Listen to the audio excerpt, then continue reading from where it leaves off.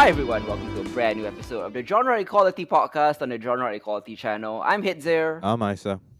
We have lots and lots of animation to talk about this month. Surprisingly, like all our main topics, right? Yep. Animated.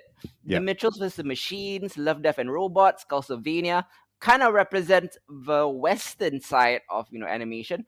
And if you want to include stuff like M.O.D.O.K, which is stop motion, Yep. Adventure Time, Distant Lands, and all of that, it's very animation heavy. Plus, we have the best of the West with the best of the East because Isa is bringing back Isa's anime corner Mm. with lots of cool new titles and some very big returning titles as well. Yep. There is one like big thing that we're not covering just yet. Everyone's gonna be asking like, where is My Hero Academia? Look, My Hero Academia is like for us is a main topic. Yeah, Like for sure. we're gonna wait for it to finish and then we'll give it like a bigger spotlight than rather than just a quick mention, like, do you know what I mean? Yeah, for sure. I think with something like My Hero Academia, you're gonna watch it anyway with us telling you about it or not, right? Like, so we're just gonna say like it's out. Season 5 is out. Yeah. We are a good number of episodes in. If you're in Singapore and you have Netflix, it is now coming out weekly on Netflix, and it's not too far behind Japan. Mm. So it's kind of like an easy way to like keep up with everything.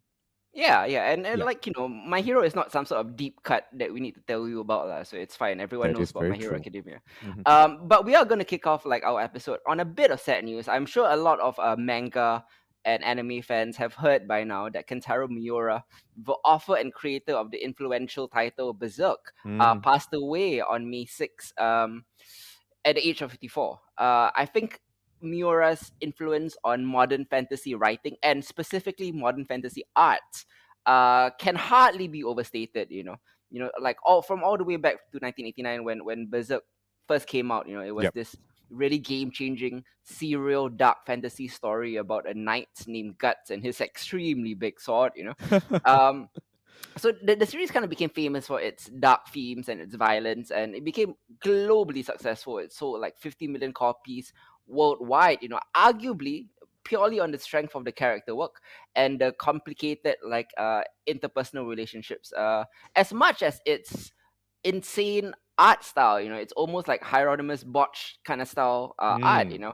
And it started a trend. Like without Berserk, I doubt we'll have stuff like Final Fantasy, Hmm. Dante from Devil May Cry, Yeah. and lots of other titles. In fact, some of them that we're talking about like this month, arguably have roots in the influence of Kentaro Miura's work. Yeah. It's a sad loss to the industry. We know he's been having health issues for a while, and Berserk fans have been very patient with the delays of the title. But just, we understand lah. It's a legitimate reason to, because the art style is so intricate because Hmm. of his health issues. It's a legitimate reason to be patient. It's not a George R. R. Martin situation where Yeah. he's just, I don't know, binging shows or whatever. But Kentaro Miura, definitely one of the most influential manga creators of all time. I mean, you're more into the manga and anime world than I am. Like I'm Yeah. sure you have some thoughts about this. I mean, like so many beloved franchises Mm-hmm. have been derivative, right? Like of what Berserk has done, have been inspired by them, have paid tribute to them.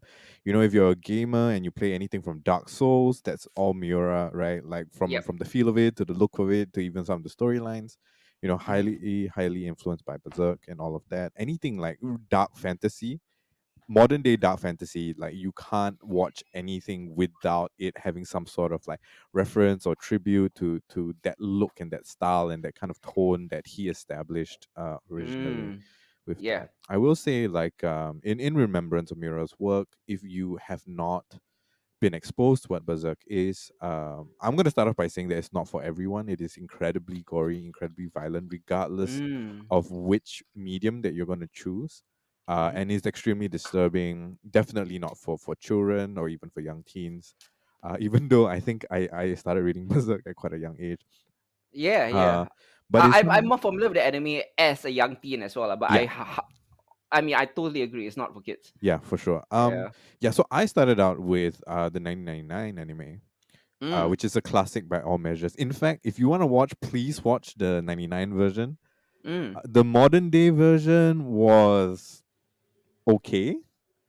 I have not seen the new version. Like, what's wrong with it? It's one of those like 3D cell shaded things.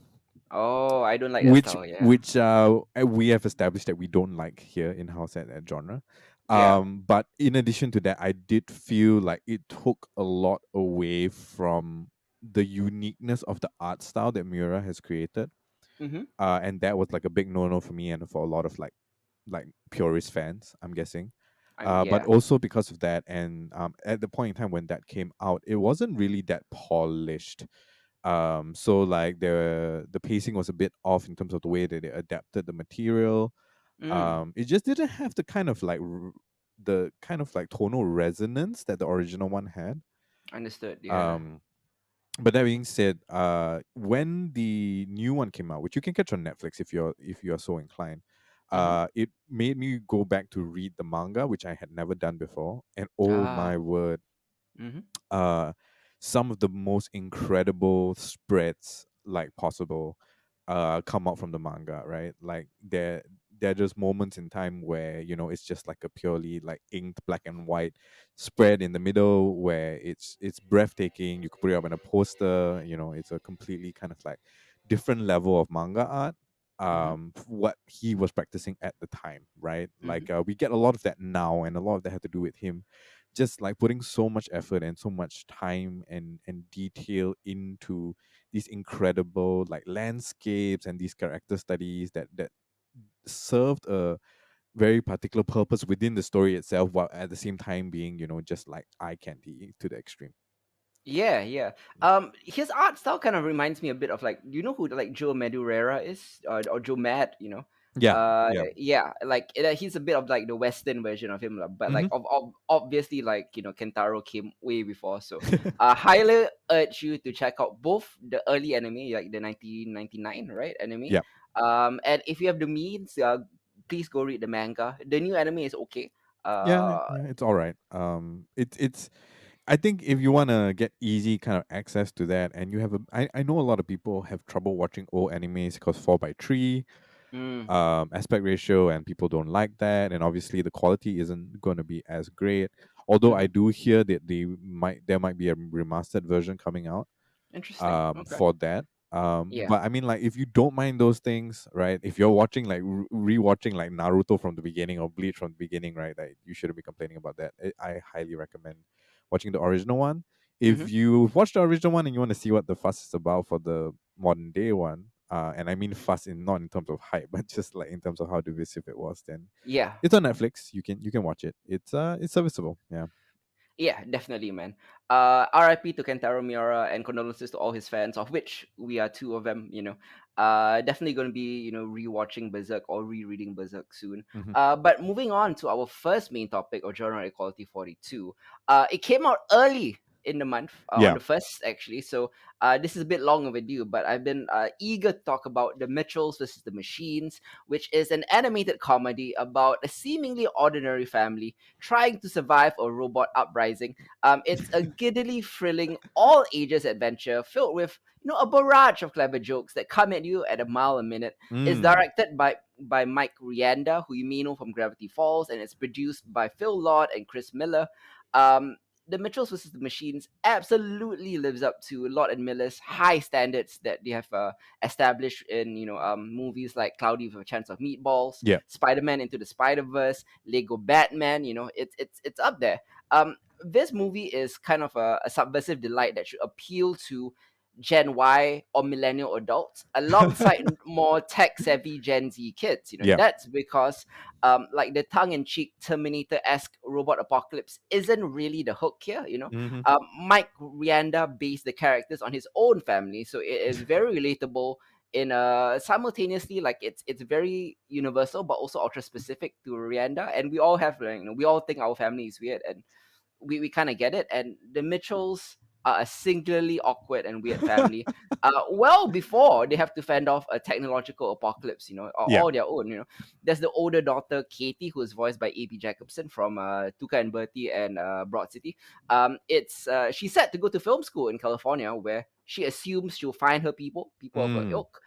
Those who appreciate her oddball and anarchic creative spirit, I guess. It's nothing against her parents, Rick and Linda. They love her, but they don't seem to get her. Katie's younger brother is just as odd as her, but in a different way because he's obsessed with dinosaurs. His obsession is so fierce that he calls random people in a phone book to see if they want to talk to him about dinosaurs. Yeah. So Katie is supposed to take a plane to film school, but her dad decides to cancel her flight and drive her himself. And he kind of wants to turn it into a family bonding road trip, like, because he feels that his daughter is growing apart from him. However, they wind up being the center of an AI uprising. And once the robots rise, oh boy, the Mitchells versus Machines really goes into high gear.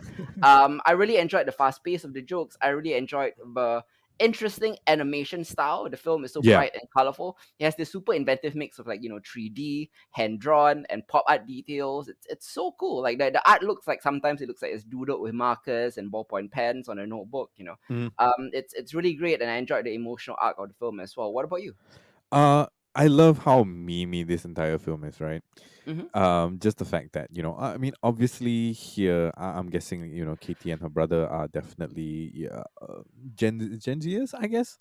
Yeah. And completely tuned in, right, with the internet and all the kind of like entertainment and means of communication that it affords, Mm-hmm. right? And then in comparison, the parents being more like elder millennial, not quite boomer, but younger than that. But like, elder Mm. millennial, kind of like struggling to understand their kind of place in a world that is moving faster than the speed of light in terms of like the way things are in trend and all of that. Just a bit out of touch, right? Like Yeah. struggling with how the intangibles of the world with technology, and kind of like the more material world that they kind of grew up with in their childhood. So that forms the basis for how they relate to each other in such, and probably one of the most funnily dysfunctional families I Mm-hmm. have seen on screen since um Arrested Development season 1, I think. Something like that. Yeah. Yeah, Yeah. yeah. And it is so good. It is so good. Really love the fact that it's quick and it's fast, but it's very well paced overall. Like there are no kind of like drops in terms of the action or the storytelling. Every kind of joke and kind of moment adds to the characters itself. So Mm. you don't sacrifice plot at any given point in time for character development, or vice versa, which Yeah. is rare to see in film these days. Mm-hmm.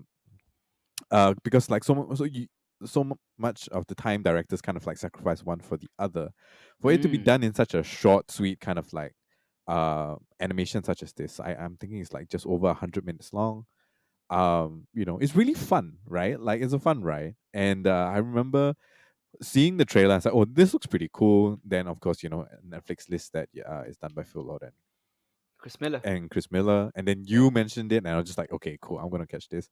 One of the most surprising kind of like topics that we're covering today, because like it's so good, Mm. and I think like if people gave it a chance, it might be remembered as fondly as like Cloudy with a Chance of Meatballs, which is, Mm-hmm. in my opinion, a non-Pixar classic, right? As far as 3D animation goes. Yeah. Yeah.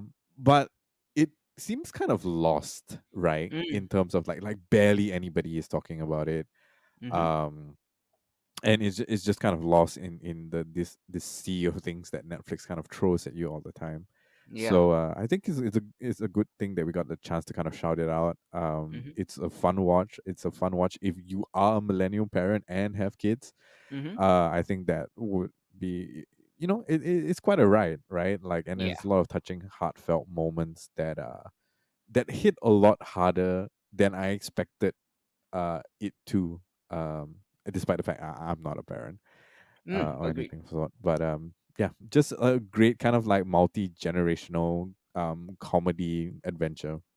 Yeah, yeah. I think the animation style is the thing that will first grab at you. The first thing that will grab you is it's very bright, it's very colorful, it's very super inventive. All Yeah, the different styles thrown in. But I think like the deftest element of the film is the emotional arc of it, which it never turns into a lecture about the evils of technology or yeah, about the dehumanizing qualities of technology. I'm a bit like sick of those type of stories. having seen a lot of Black Mirror and stuff like that, Yeah. like Rick the dad is utterly perplexed by technology, and it's true, and he wishes that his family would ignore their phones at the dinner table and have actual conversations. But the core emotions of the films is rooted in Katie and her dad's relationship, which means that they both change throughout the course of their adventure. So he has to shift a little bit towards embracing technology, and Katie has to shift a little bit towards understanding where her dad is coming from. Yeah. And plus there's a kind of like Looney Tune anarchic madcap energy that drives the film's comedy, which is a bit of a trademark of Lord and Miller Productions. Yeah. And then you squeeze into it like the genuine heart of the father-daughter dynamic, and that's what makes it special. That's what makes it a special thing. It draws you in with like zany laughs, and then suckers you in for like a good cry at key moments. So Yeah. a very good mix of the two. How would you rate this? Ooh, it's like an 8.5 for me. Like I really really enjoy this, and like time will tell whether or not like it ages well. Yeah. Because I feel like it's very specific to the time we're living in right now. Mm. But yeah, I thoroughly enjoyed this. It's a solid recommend for me. One of the really good kind of like animated films to come out this year. Yeah. Similarly, it's an 8.5 out of 10 for me as well. On the same page with this, we both really love it, and we hope that you embrace it as well. Carrying on with animated things on Netflix about robots. Love, Death, and Robots is back for Volume 2. It features, wild adventures on far-flung planets and unsettling encounters closer to home. Yeah. Tim Miller and David Fincher's kind of eclectic sci-fi anthology, I think, comes back with a crop of new provocative shots in Volume 2. It once again features a diversity of genres and animation styles. These 8 new, kind of not safe for work episodes are, alternately, sometimes, dazzling in its artwork, Yeah. sometimes horrific, sometimes mind bending, sometimes comedic, with no two installments looking or feeling exactly alike. They include stories from classic sci-fi writers like Harlan Ellison, whose Hmm. story Life Hutch was adapted here, J.G. Ballard's The Drowned Giant, as well as modern sci-fi writers like John Scalzi's Automated Customer Service, Ashes, Snow in the Desert, and other stuff. What are your thoughts on the second season of Love, Death, and Robots? I have a bit of a downer take on this, so I'm going to let you go first. Yeah. It's good. This Mhm. season I think overall is good, but it's not as good as season one. Mm. I think it has to do with the fact that we got less kind of episodes than we did in Maybe. season one. So Yeah. the spread isn't as, the variety isn't as great. The stories aren't as diverse as I expected them to be, given what we got in season one. Mm. But I do feel like overall, if anything, the animation quality this season is one up, like it's spectacular. Yeah. There are moments in time where I couldn't tell if it was live action or not. And Yeah. given just how much media we consume, especially on my end when we're talking about like games or like 3D animation and stuff like that, like that is quite a feat, Mhm. right? It is insane the kind of technology, the kind of things that technology can do these days, and just given that these volume 1 and volume 2 are like what, 2 years apart. Yeah, 2 years Yeah. apart, Yeah. 2019 2021. Yeah, 2 years Mhm. apart, and just overall like what we got here in terms of the quality and the production value is really really high. Mhm. That being said, I don't have as many favorites Mm. from this season via the what we got last season, right? Like I remember a lot of what we got last season very very clearly. I go Yep. back to rewatch them. I don't know if I got any of that from this season. Yeah. I do, I mean, like one or two things stand out, but they don't stand out for the same reasons Mhm. as the season one favorites. Mhm. So all in all, yeah, I get where you're coming from. Like it's okay, it's good. It's fun for the amount of time that each individual episode is there. Um, but it doesn't have the same kind of wow moments that I was looking forward to.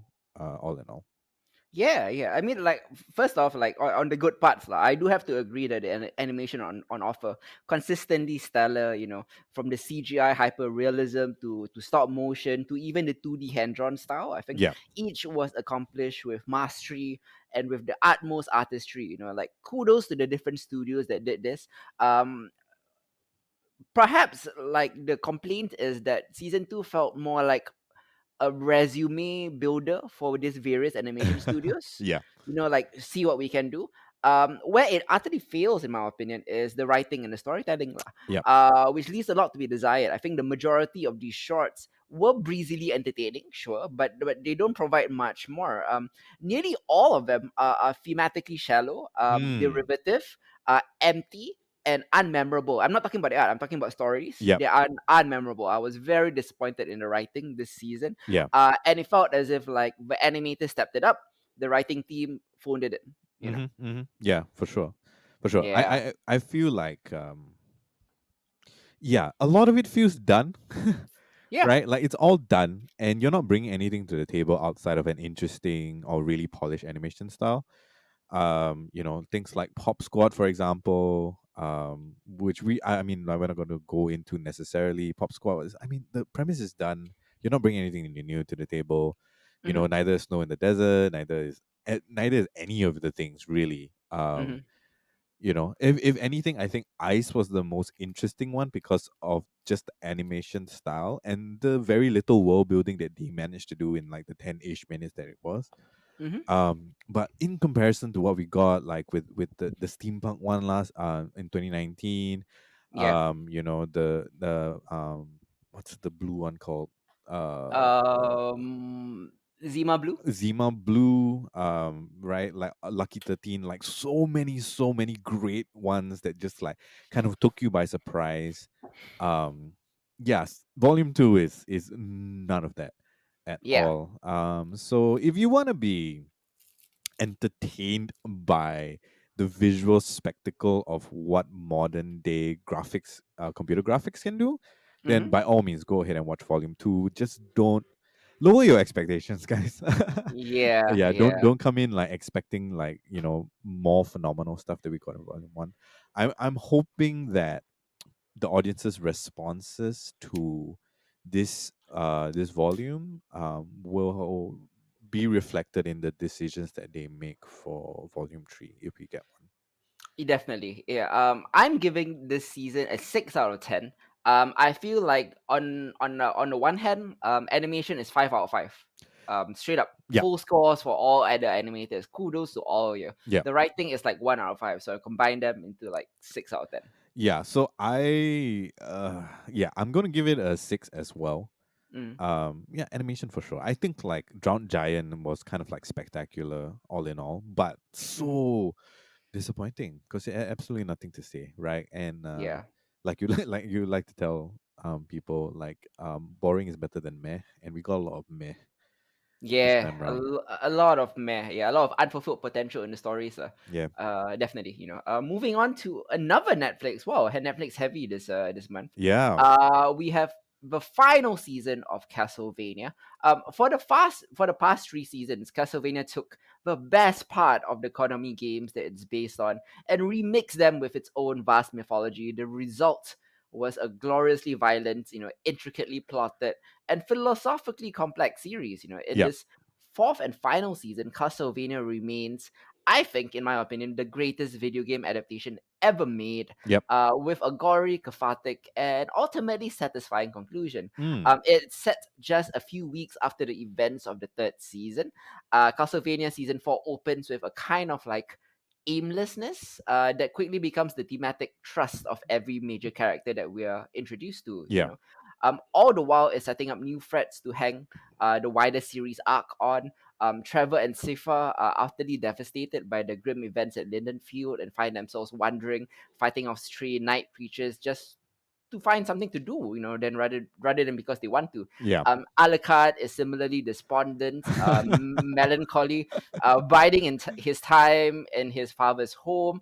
avoiding people until a chance for adventure and connection comes his way from a local village elder leader named Greta. On the Mm. villain side, we have Isaac, who spent much of last season building up forces in a quest for vengeance against the former lieutenants of Dracula. Yeah. He begins this season in a period of self-reflection, contemplating what could come after his revenge. Likewise, the Council of Styria, Striga, Morena, and Lenore, they find themselves unsure of the direction of their sister Camilla Hmm. is taking, because in order to create a stable vampiric empire of their own, uh, Camilla may be overstretching herself, Yeah. and now that Forge Master Hector has been seemingly bent to their will, what are they going to do with him? Is he really on their side? There is an awful lot of self-reflection and sense of purposelessness, a lot of wallowing in despair in the show's bleak world, emphasizing the cycles of violence that these characters are stuck in for the first half of season 4. Mm. Which is why I think the beginning half might seem a little sluggish or overly meticulous, Yeah. despite still delivering good character moments, Hmm. still delivering good action sequences, Hmm. and still ultimately delivering like great monologues. Yeah. But when the show is done setting up its chess pieces, it really ramps up. The back half of season 4, I think, sticks the landing in a major way and compensates for the sluggishness of the first half Yeah, for by sure. delivering probably the most phenomenal action set pieces that we've seen in the series thus far. Hmm. I think the thrilling climax offers the best action the series has ever animated in terms of scale, Oh in yeah. terms of slick, graceful choreography. Castlevania is at its best when Trevor, Alucard, and Tifa are together as a Mm. team. And the moment when they finally join up in the last two episodes is the moment when like season 4 kind of goes balls to the wall. Yeah. Everything clicks. The show goes full out, firing on all cylinders, relentless kinetic energy. And that's where the show ends on, and it ends on a bright spot. What about you? What do you think about Castlevania season 4? Uh, I I definitely did find the first half sluggish, right? Mm-hmm. But at the same time, it is also because um where we left off in season three, like there was a lot of action kind of like stuffed into the second half of season three. Yeah. Likewise, I understand the need to do all of the moving all the pieces on the board and establishing all of that. And I think an important part is that they spent the first half of the season answering the major philosophical questions that have been posed throughout the entirety of the franchise, Mm-hmm. right? They have to work out all of the untied loose ends between the characters, and all of that before they can move into the ultimate plot resolution. Yep. And I think that was extremely important. Otherwise, you kind of fall into like Game of Thrones final season territory, right? Yeah. Where you give like, okay, let's have the dragons and the fire and all of that, and then you're just left with this major overhanging questions that everybody is just wondering what you're going to do with them. Mm-hmm. But clearly over the four seasons, and I think especially prominent in season four, is that Castlevania's strength lies in its ability to tell the story and develop its characters in its dialogue. And when I say Yeah. dialogue, I literally mean like conversations between two people. Mm-hmm. Just like the incredible kind of discourse that takes place in so many various kind of contexts, whether they are fighting, whether they're on a fucking carriage going to another place, Mm. or just kind of like remarking offhanded comments and all that. That's Mm. really where the strength of this show lies, right? Whether it's Trevor and Cypher, who are just kind of like reflecting on the journey that they've had, Mm-hmm. whether it's one of my personal favorites, which is Hector and Lenore, Yeah. one of my favorite kind of like pair ups there. Whether it's what is the couple called in the Council of Stygia? I can't remember. The Mm-hmm. warrior general and her the logistician. Yeah. Yeah, like amazing, amazing scenes, just Mm. sandwiched between like moments of amazing action as well, where Like they Isaac talking about blueberries, like yeah. something like silly like or not silly lah, but something like simple like that can be profound too. Yeah, absolutely, absolutely. Yeah. And so you have all of that great work that's done there, right? Like it's world building and character development and moving the plot forward all in the conversations alone. And then Yeah. you throw on board Alucard, who is in my opinion, at this point in time in history, the de facto pretty Mm-hmm. boy sad vampire trope, Mm-hmm. right? Like brooding boy in a castle, drinking blood. Alucard from Castlevania is like the epitome of that right now, Yeah. and I'm here for it, and I'm sure a lot of people are here for it. For his particular storyline, I feel isn't as rewarding Mm-hmm. overall in terms of his journey, because obviously season 1 and 2 we focus a lot on Dracula, and then Trevor and Cypher kind of like take the place of that. So Alucard kind of plays like a backseat until the endish of season 3, where we kind of see more from him. Yep. um so we don't get that much from him, and I feel like overall it doesn't play out as well. uh Mm-hmm. but man, like once it hits its stride, once we get that particular frame Mm. in the episode where it's like the Avengers moment for Trevor, Cypher, and Alucard, I'm Yeah, just the like, splash page. yeah, the Yeah. splash page is just like, damn, okay. Just non-stop action from there, so satisfying, so incredibly well drawn, well orchestrated. The soundtrack is kind of like amazing, Mm-hmm. especially for the fight scene. What did take me by surprise was the inclusion of a final big bad so late into the game. Yeah. Yeah. Uh, A bit randomly stuck in there. yeah, and I wish they kind of explored that, because like okay, no spoilers, guys, so we won't mention any names or anything of the sort. Yeah. He's a bit player, right? Throughout like 4 seasons, you barely see anything of him. For the reveal to be like that, it is I mean, like, it's cool, don't get me wrong, the fights are cool as fuck, Mm-hmm. and like visually absolutely stunning, but I don't know where that kind of fits in. If anything, I want to kind of like pick on, it's going to be that, Mm-hmm. and my kind of personal question whether or not some people should get second chances, Yeah. right? Based upon what they've done.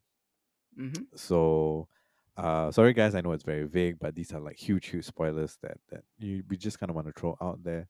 Yeah. Um, I think like the dizzying like action climax in the penultimate episode is probably like the height of the series lah. But yeah, in its finale, like I think it was also very brave for them to go back to the introspective, dialogue driven epilogue. yeah, That they delivered like for a show that is often and fascinatingly so wallowed in grief and despair.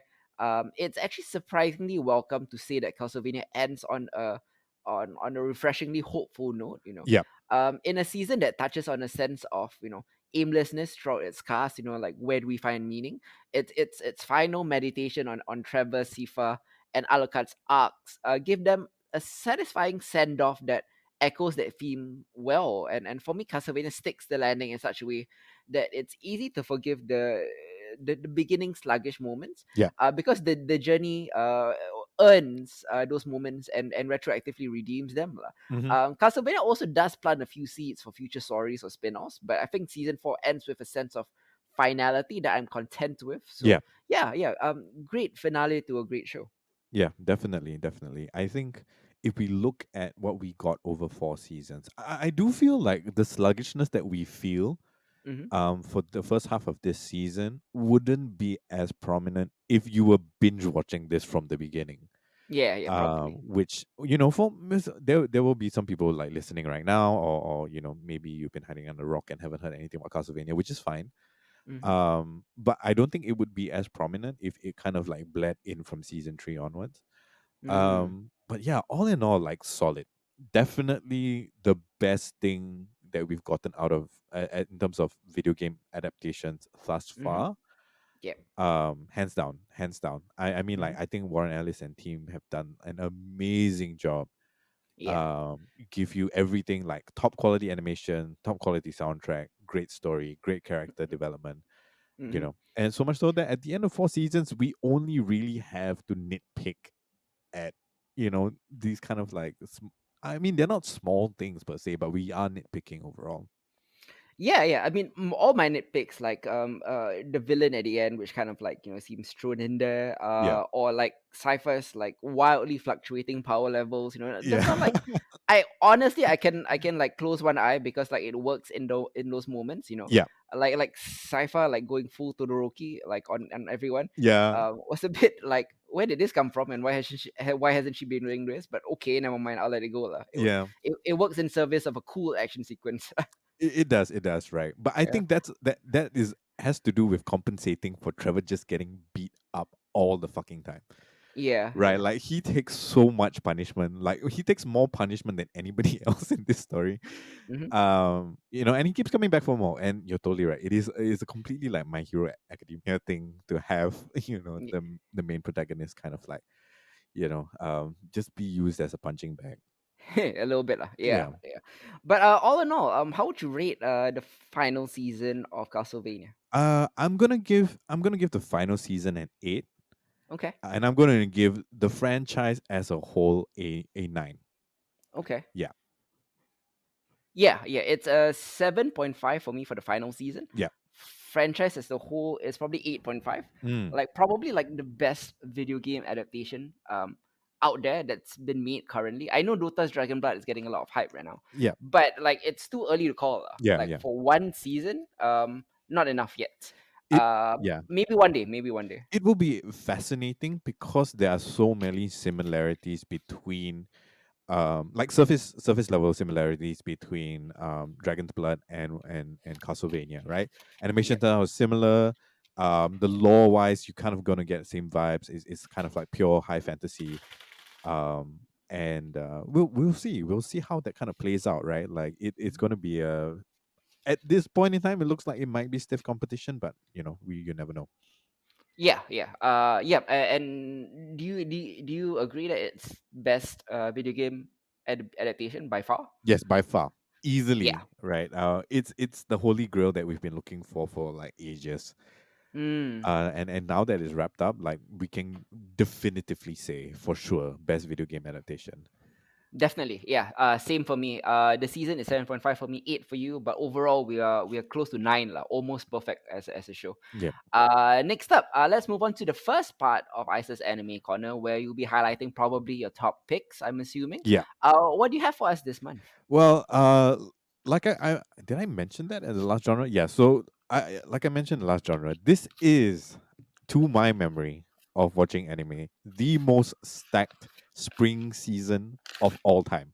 Mm. Uh, and just to give you a couple of numbers, right, rundown, there are not including returning series, just in terms of like fresh, new, original anime, coming out this spring season, there are about 30 ish, right? Yep. Of those 30, by my estimation, a good 18 of them are good, a good Mm-hmm. 12 of them are above good, and like Wow. there are at least three contenders for anime of the year, if not Wow. like instant classics over time.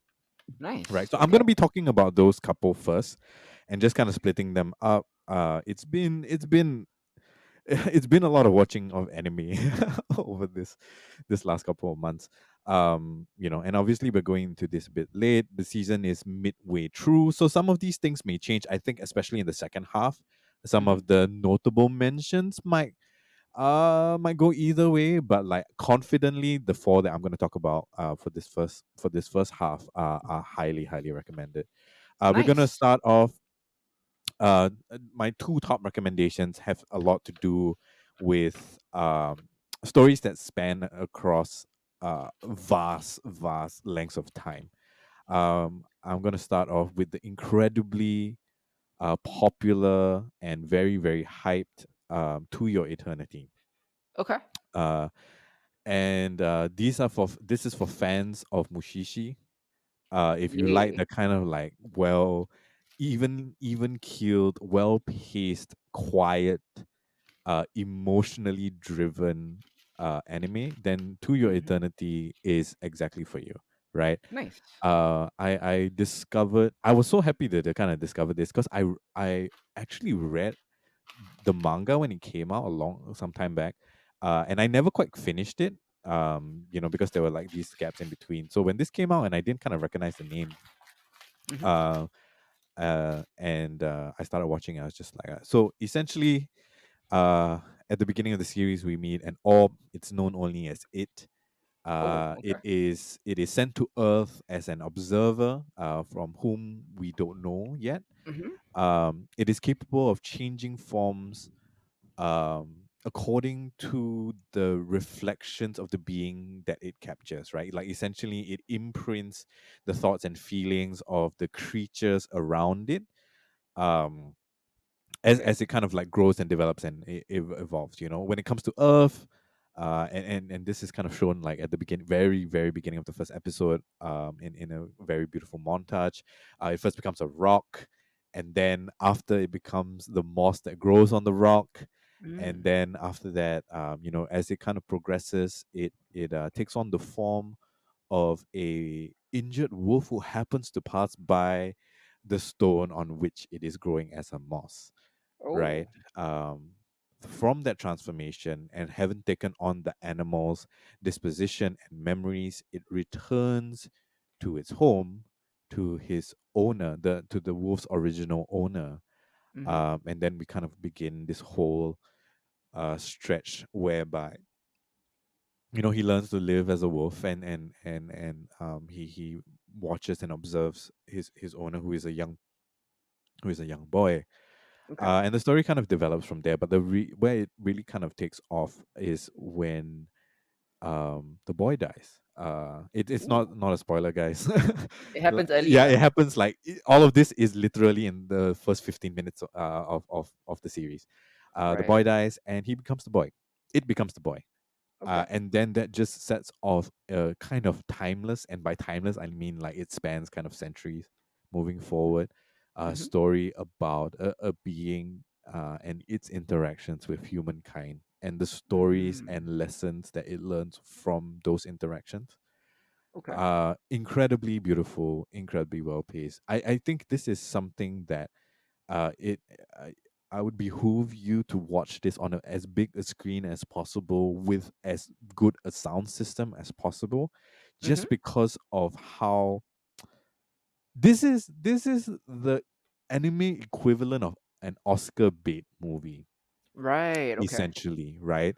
The soundtrack is incredibly important for framing the moments in time where, and a lot of it has to do with the fact that it doesn't gain speech too much later on in the series, right? So a Mm. lot of it is actually monologue from the characters that it's interacting with, or it's Ah. observing or learning from, which makes it kind of special in that way, right? Like a lot of the kind of like facial reactions are very very important.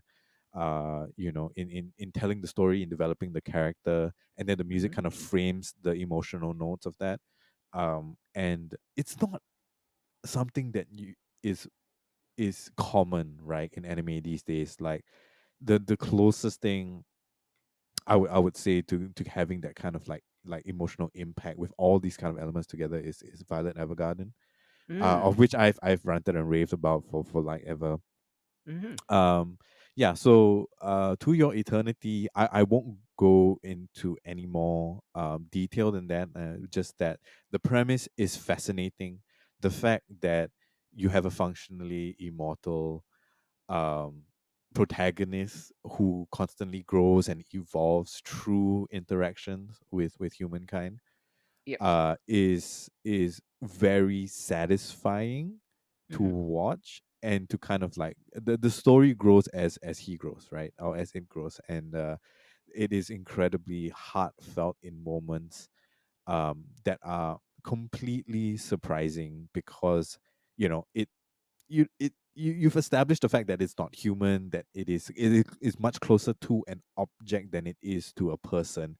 But there are moments in time where you completely forget all of that, and you're completely immersed in each and every individual story Yep. that it goes through, Nice. right? Okay.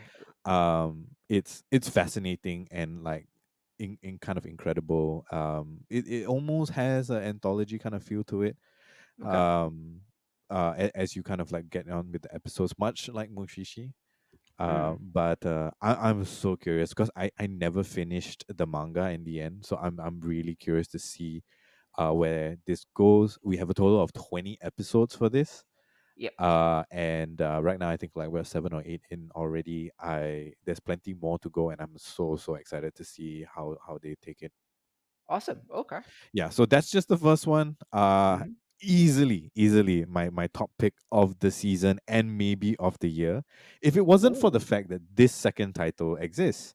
Mm. And it's called Vivy, Mm-hmm. Fluorite Eyes Song. Okay. Is the title. You can see that in the timestamps if you have no idea how to spell that. Yeah. Um, but this is yet another kind of like decade, century spanning story, with a completely different twist. If magic realism is what To Your Eternity is more about, this is like straight up sci-fi stuff. So to summarize, the Mm-hmm. synopsis is that 100 years into the future from when this story begins, highly evolved AIs are out to eradicate mankind. Okay. Um, and in a desperate bid to prevent this calamity from occurring, a scientist uh, in the future, in this post-apocalyptic future, bets everything on a kind of like remnant of the past, right? So we what happens is that we turn the clock back 100 years, and AIs are already an integral part of human society. Programmed with very kind of like specific missions and tasks that are meant to be carrying out over the entire duration of their existence, right? Mm. We follow our protagonist, Vivi, who is the first ever autonomous AI and she's basically an idol AI. Okay. So she's a songstress that is tasked with, entertaining and spreading happiness through her voice, and she works in a theme park. The problem is that in this theme park, and because she's just kind of like a novelty at this point in time, she hardly ever gets a proper audience. But despite that, because of her programming or her Mm-hmm. kind of like raison d'etre, right, like her essential function, she strives to do her best and give the best performance that she has, and repeats this day after day for as long as it takes, Yep. until one day an advanced AI form from the future appears before her and then tries to enlist her help to prevent the kind of like AI human war that's Right. going to occur 100 years into the making. So she has kind of like no time to process this, and it gets thrown into that.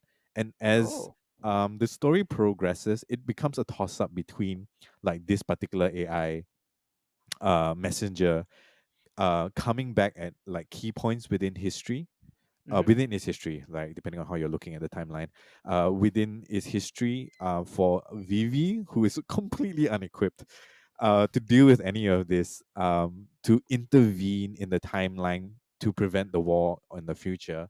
And these kind of like slice of life moments where you have an essential kind of like um this AI trying to ask itself, how do you sing your heart out when you don't have a heart?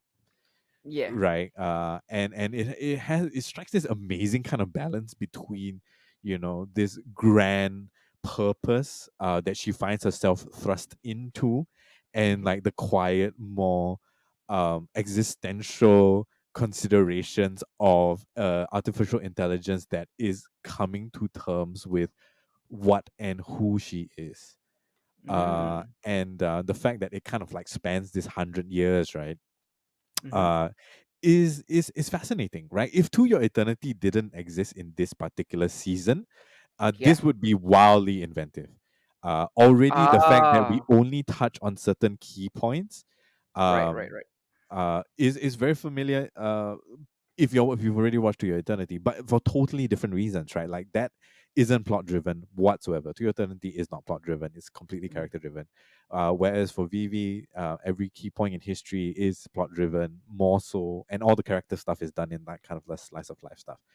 I Mm. love the animation style, and as you would expect from an anime about an AI idol, the music is phenomenally catchy.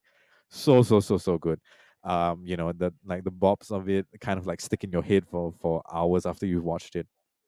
And just seeing her kind of again, same kind of story, kind of grow, kind of like deal with her insecurities about who she is at what she's supposed to be good at, versus the Mhm. times in which like she's just like completely out of her depth in trying to prevent the future from happening.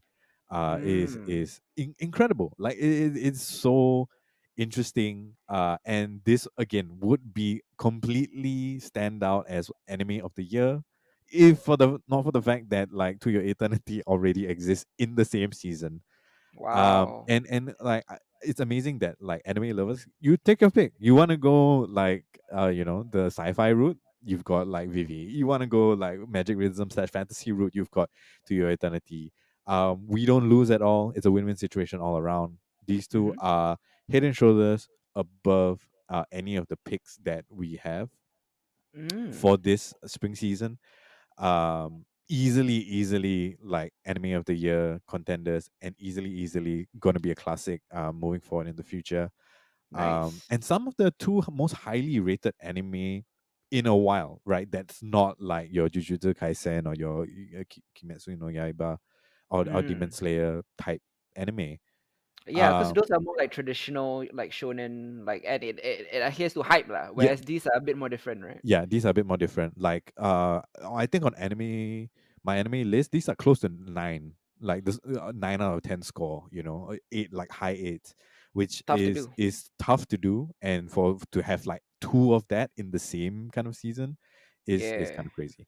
Next up, I'm Awesome. going to talk about two even more kind of oddball animes that are my top picks. These may not be on the same kind of scale, but like are fascinating for their own reasons. I'm going to talk first about Mars Red, Okay. which is a period vampire story. So Okay. in the year 1923, a vampire crisis overtakes Tokyo, and there's an artificial blood source that is has been being traded around, and the population of vampires just like surges through the roof within the city itself. The Japanese military Yeah. creates a special forces called Unit 16 that gathers vampires to work for the military itself. So they're using vampires to hunt vampires, nothing kind of new, Mhm. and eventually this unit becomes known as Code Zero. Okay. Um, so that's basically like the premise of the entire story.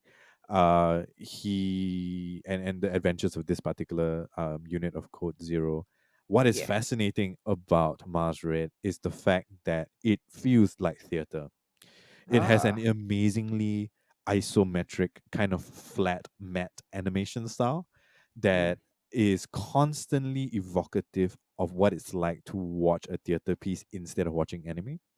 I see. Okay. Like the way that the set pieces, whether it's action or it's dialogue or it's just one of those scenery chewing moments, right? It's framed very much like someone would see with a camera on stage rather than a kind of like god view camera that a lot of animes like to uh to adopt, right? Gotcha. In addition to that, for the theater nerds, right, it is chock a block full of some of the best kind of voice acted lines from, yeah, plays from Shakespeare to, traditional Greek tragedies to, more modern favorites. Mhm. Well, not modern favorites in our respect, but like in 1923 lah. Um, Mhm. and it's kind of mind blowing. Like if you are a big fan of like any of that, if you're a theater nerd, like this is for you. Like straight up, they pump as much theater references and kind of like homages and tributes into a vampire story as possible, and it's kind of mind blowing Wow. how much they do that. And in addition to that, like I'm familiar with some of that. I'm not that big of a theater nerd, Yeah. but some of them being delivered in Japanese by an amazing voice cast is like kind of next level stuff, right? Right. Like it's pretty mind blowing the kind of emotional delivery that you can get from that because it's in Japanese, even though the lines are something that we are familiar with in English. And you Mm. get that like really, really early on. Paired with the fact that the vampires that you meet, despite the fact that they are the villains, are wholly fleshed out characters that you can sympathize with. They humanize non-human characters, Mm. who are wildly powerful. Like every time there's combat involving a vampire, right? They're just so overpowered, which makes for some of the most like gorgeous action set pieces. Um, in one of the most unique kind of art styles to come out in a while. Right. And for that those particular reasons, and those are very specific reasons, Mm-hmm. Mars Red is one of my top picks. Mm. The story, um as it stands right now, the story is kind of slow in terms of like the way that it's unfolding. Like we are only kind of getting to uh midway through the second act um of a 13 episode series. So it is kind of slow, but like just for the visual aspect of it, and if you just want to nerd out about theater stuff Yeah. and the way that they frame it, like it's wildly fascinating on those levels. Nice. Yeah, so definitely catch Mars Red if you're into get that kind of thing.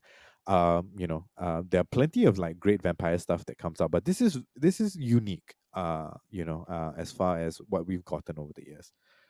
Um, Wow, it's like True Blood meets Barry meets like sci-fi shit. It sounds incredible. yeah, it is. It is like Yeah.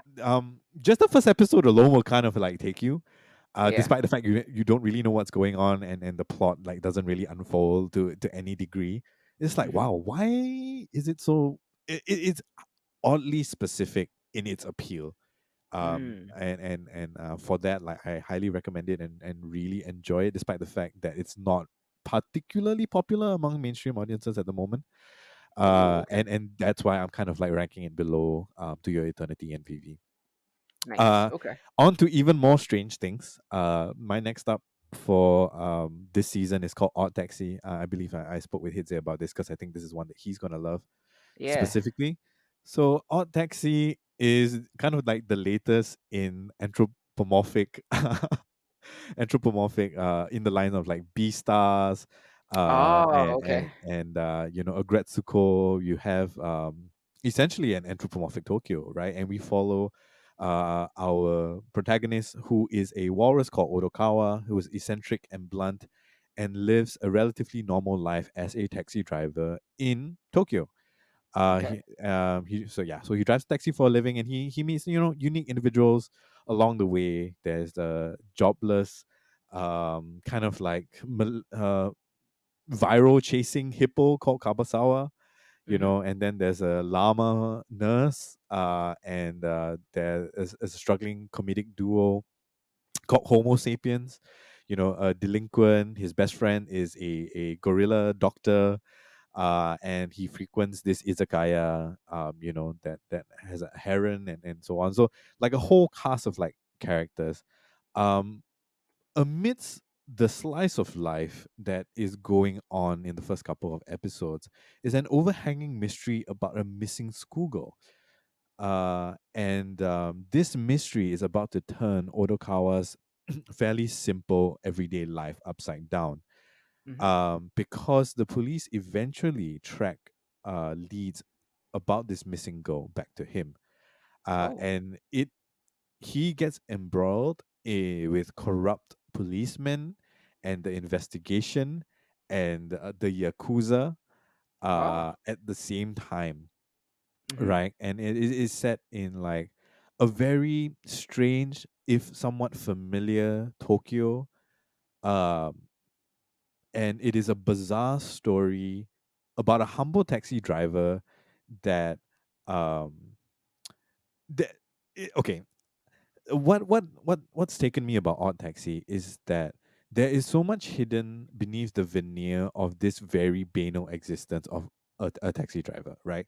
The Mm-hmm. dialogue itself is sharp and witty in a way that's very, I guess, Tarantino-esque, if I could call it anything. Interesting. um and There are moments in time where the story hints, at least where we are now at halfway through the season, Yeah. that despite the fact that everybody seems to be an anthropomorphic animal, that might Okay. not actually be the case.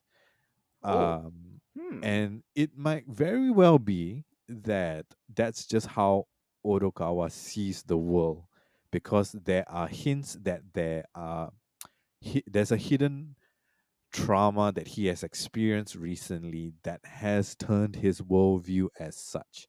And you don't kind Ah. of realize this as it unfolds. Like third episode in, you kind of piece that together by paying attention to the conversations that he has Mm-hmm. and how one-sided his worldview actually is, Right. and the way the responses of the people he's talking to, Okay. and all of that adds up for a very, very oddly strange mystery that is far Ah. deeper than you can initially kind of give it credit for. Yeah. So right now I think we're 6 episodes in, and I'm like kind of hooked, right? Because at the same time, like you know from the onset, you're not going to get the kind of like action sequences or the kind of like set pieces that you're gonna get from, like a missing girl story, or from like a cop drama or anything of the sort. Mm-hmm. It's going to take the pace that it's going to take, and that's established really, really early. So it is up to you as the audience to kind of piece everything together from these really minute details that are just thrown in to the way that he sees the world on screen, or even like the monologue that he has in his head, or the topics of conversation with the people around him. Yeah. And it's this amazing kind of puzzle that is at once fascinating, if somewhat frustrating, but that all just kind of adds up to like, this amazing kind of puzzle of an anime that I can't wait to see the resolution of, just because of how subtly smart it is. Mm-hmm. And yeah, so Odd Taxi is kind of my fourth pick of the season for sure. These are my top four, two of which Nice. are easily recognizable as going as some of the best anime that we've gotten in a while, Okay. and two of which are very odd, unique series that I, I, I stand out because they've done something different other than your usual shonen or all of that. So yeah, so these four in particular, To Your Eternity, Vivi, Mars Red, and Odd Taxi, highly, highly recommend. My personal picks for this very stacked spring season. And Mm. after we've done quick hits, I'll kind of like dump the rest of the like good shonen slash isekai slash comedy stuff that are really good and you should watch them anyway. But like, these are just the head and shoulders above the rest picks for the Gotcha. season. Yeah. Awesome. Yeah. Four very interesting picks for part one of Anime Corner, and Isa will be back right after quick hits for part two of Anime Corner, as he's mentioned. Yep. But I'm gonna delve into quick hits right now. I'm gonna try to get through this as quickly as possible. But the first topic, I think I'm gonna be talking about it quite a bit. It is the Underground Railroad on Amazon Prime Yeah. by Oscar winner Barry Jenkins, who you may know won for Moonlight Hmm. Best Picture. Hmm. Almost usurped by La La Land, but not quite.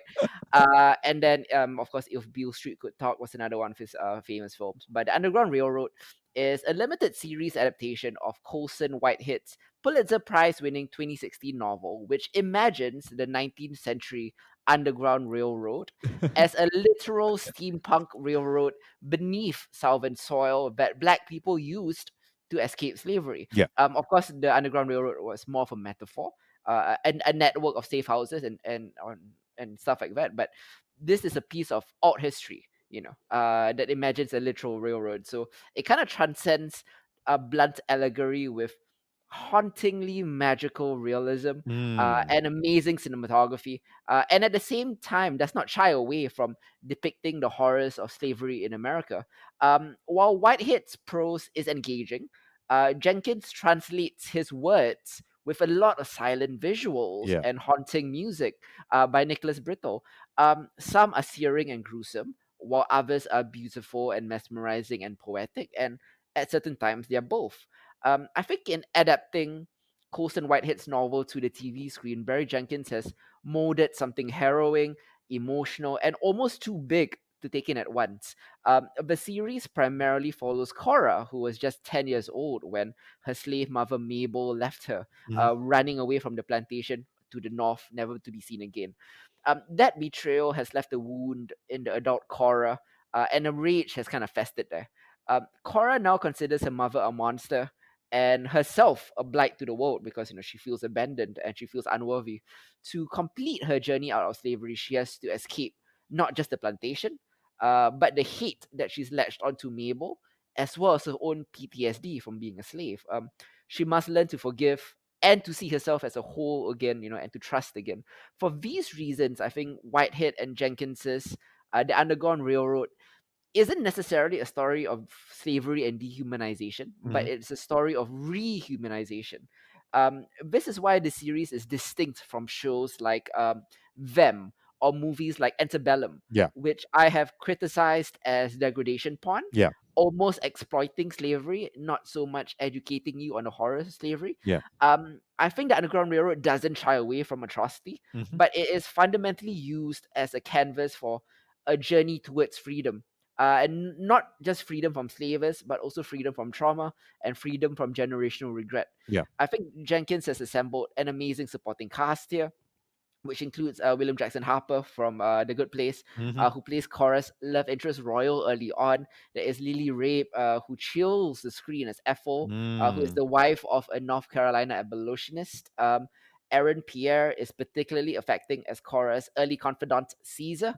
But Cora is the fulcrum of the series, and the remarkable Mbedu, that's the actress that plays her, brings her to life with a quiet determination and almost plays her like a cipher. Yeah. Like, she moves as if she's carrying the crushing weight of unseen chains forged over centuries, and she's neither passive nor reactive. Mm-hmm. In Moonlight and in If Beale Street Could Talk, Jenkins would sometimes have characters look directly into the lens, almost posing for a portrait, Yeah. making a more emotional connection with the viewer. You're forced to look into their eyes and see them as people. I think he applies this technique here, and it's impressive how effectively it gets us inside the head of Cora's thoughts without using words to explain what Cora is thinking of, or even dialogue. So we intimately share her rare moments of joy and all too frequent feelings of horror. Filmmakers can sometimes resort to the crutch of voiceover narration, right, Mm-hmm. when adapting a novel. Yeah. They just put the prose on there. But Jenkins, I think, never abandons the cinematic language. Over the course of her incredible awful journey, Cora becomes a bit of a reluctant living witness to America's worst ills. Admittedly, alt universe America worst ills. Mm-hmm. Each new state is reimagined. Each new state or community or enemy. Cora learns the visceral price of American racism as it chips away at her resolve and everything that she loves or could love if given a chance to. So without the monologuing perspective that Whitehead's novel affords Cora, Yeah. the actress has an astonishingly difficult job in conveying the nuances of her thoughts. And yet, both her and Jenkins succeed remarkably sometimes, and other times it still feels a bit like a cipher. So that's a bit of complaint there. Yeah. Alongside, the humanization of everyone, like Jenkins is also a virtuoso, like landscape artist. He has this lingering, haunting shots of scenery Yeah. and landscape, like the scorched earth in Tennessee or the fruitful vineyards in Indiana, for example. It's as if he is using the land, not the people, to speak to us, to tell us the condition of America's soul, of America's soul. Um, it's a very challenging, elliptical, overwhelmingly, just overwhelming series. Whitehead's book is episodic, so that's good for a TV series. So it lends itself to a 10-part translation. So, we begin on the Georgia cotton plantation where Cora and Caesar are forced to work. Mm-hmm. Then they escape on the railroad. The pair make stops in alt universe mirror reflections of South Carolina, where slaves are educated and largely treated as members of polite society, but with a get out twist. Um, there is North Carolina, where non whites have been banned altogether. Then they take, emotional and geographic detours to en route to their freedom. Yeah. So each stop is a digression into the different facets of racism. Some of them seem more benign than others, like in South Carolina, for example, but they really all are insidious and ugly underneath. Mm. The vast sprawl of the series means that you shouldn't binge the Underground Railroad. It is, I think, too narratively, visually, and sonically dense Yeah. and kind of too meticulously calibrated or too heavy to appreciate in one consumption. Yep. But I think like these recreations of black suffering doesn't exist for exploitation, Mm-hmm. but rather as chilling reminders of what we are capable of at our worst, which in turns allows the Underground Railroad to provide glimpses of what we are and what we are capable of at our best as well, you know. Mm-hmm. So the moments of kindness stick out a bit more.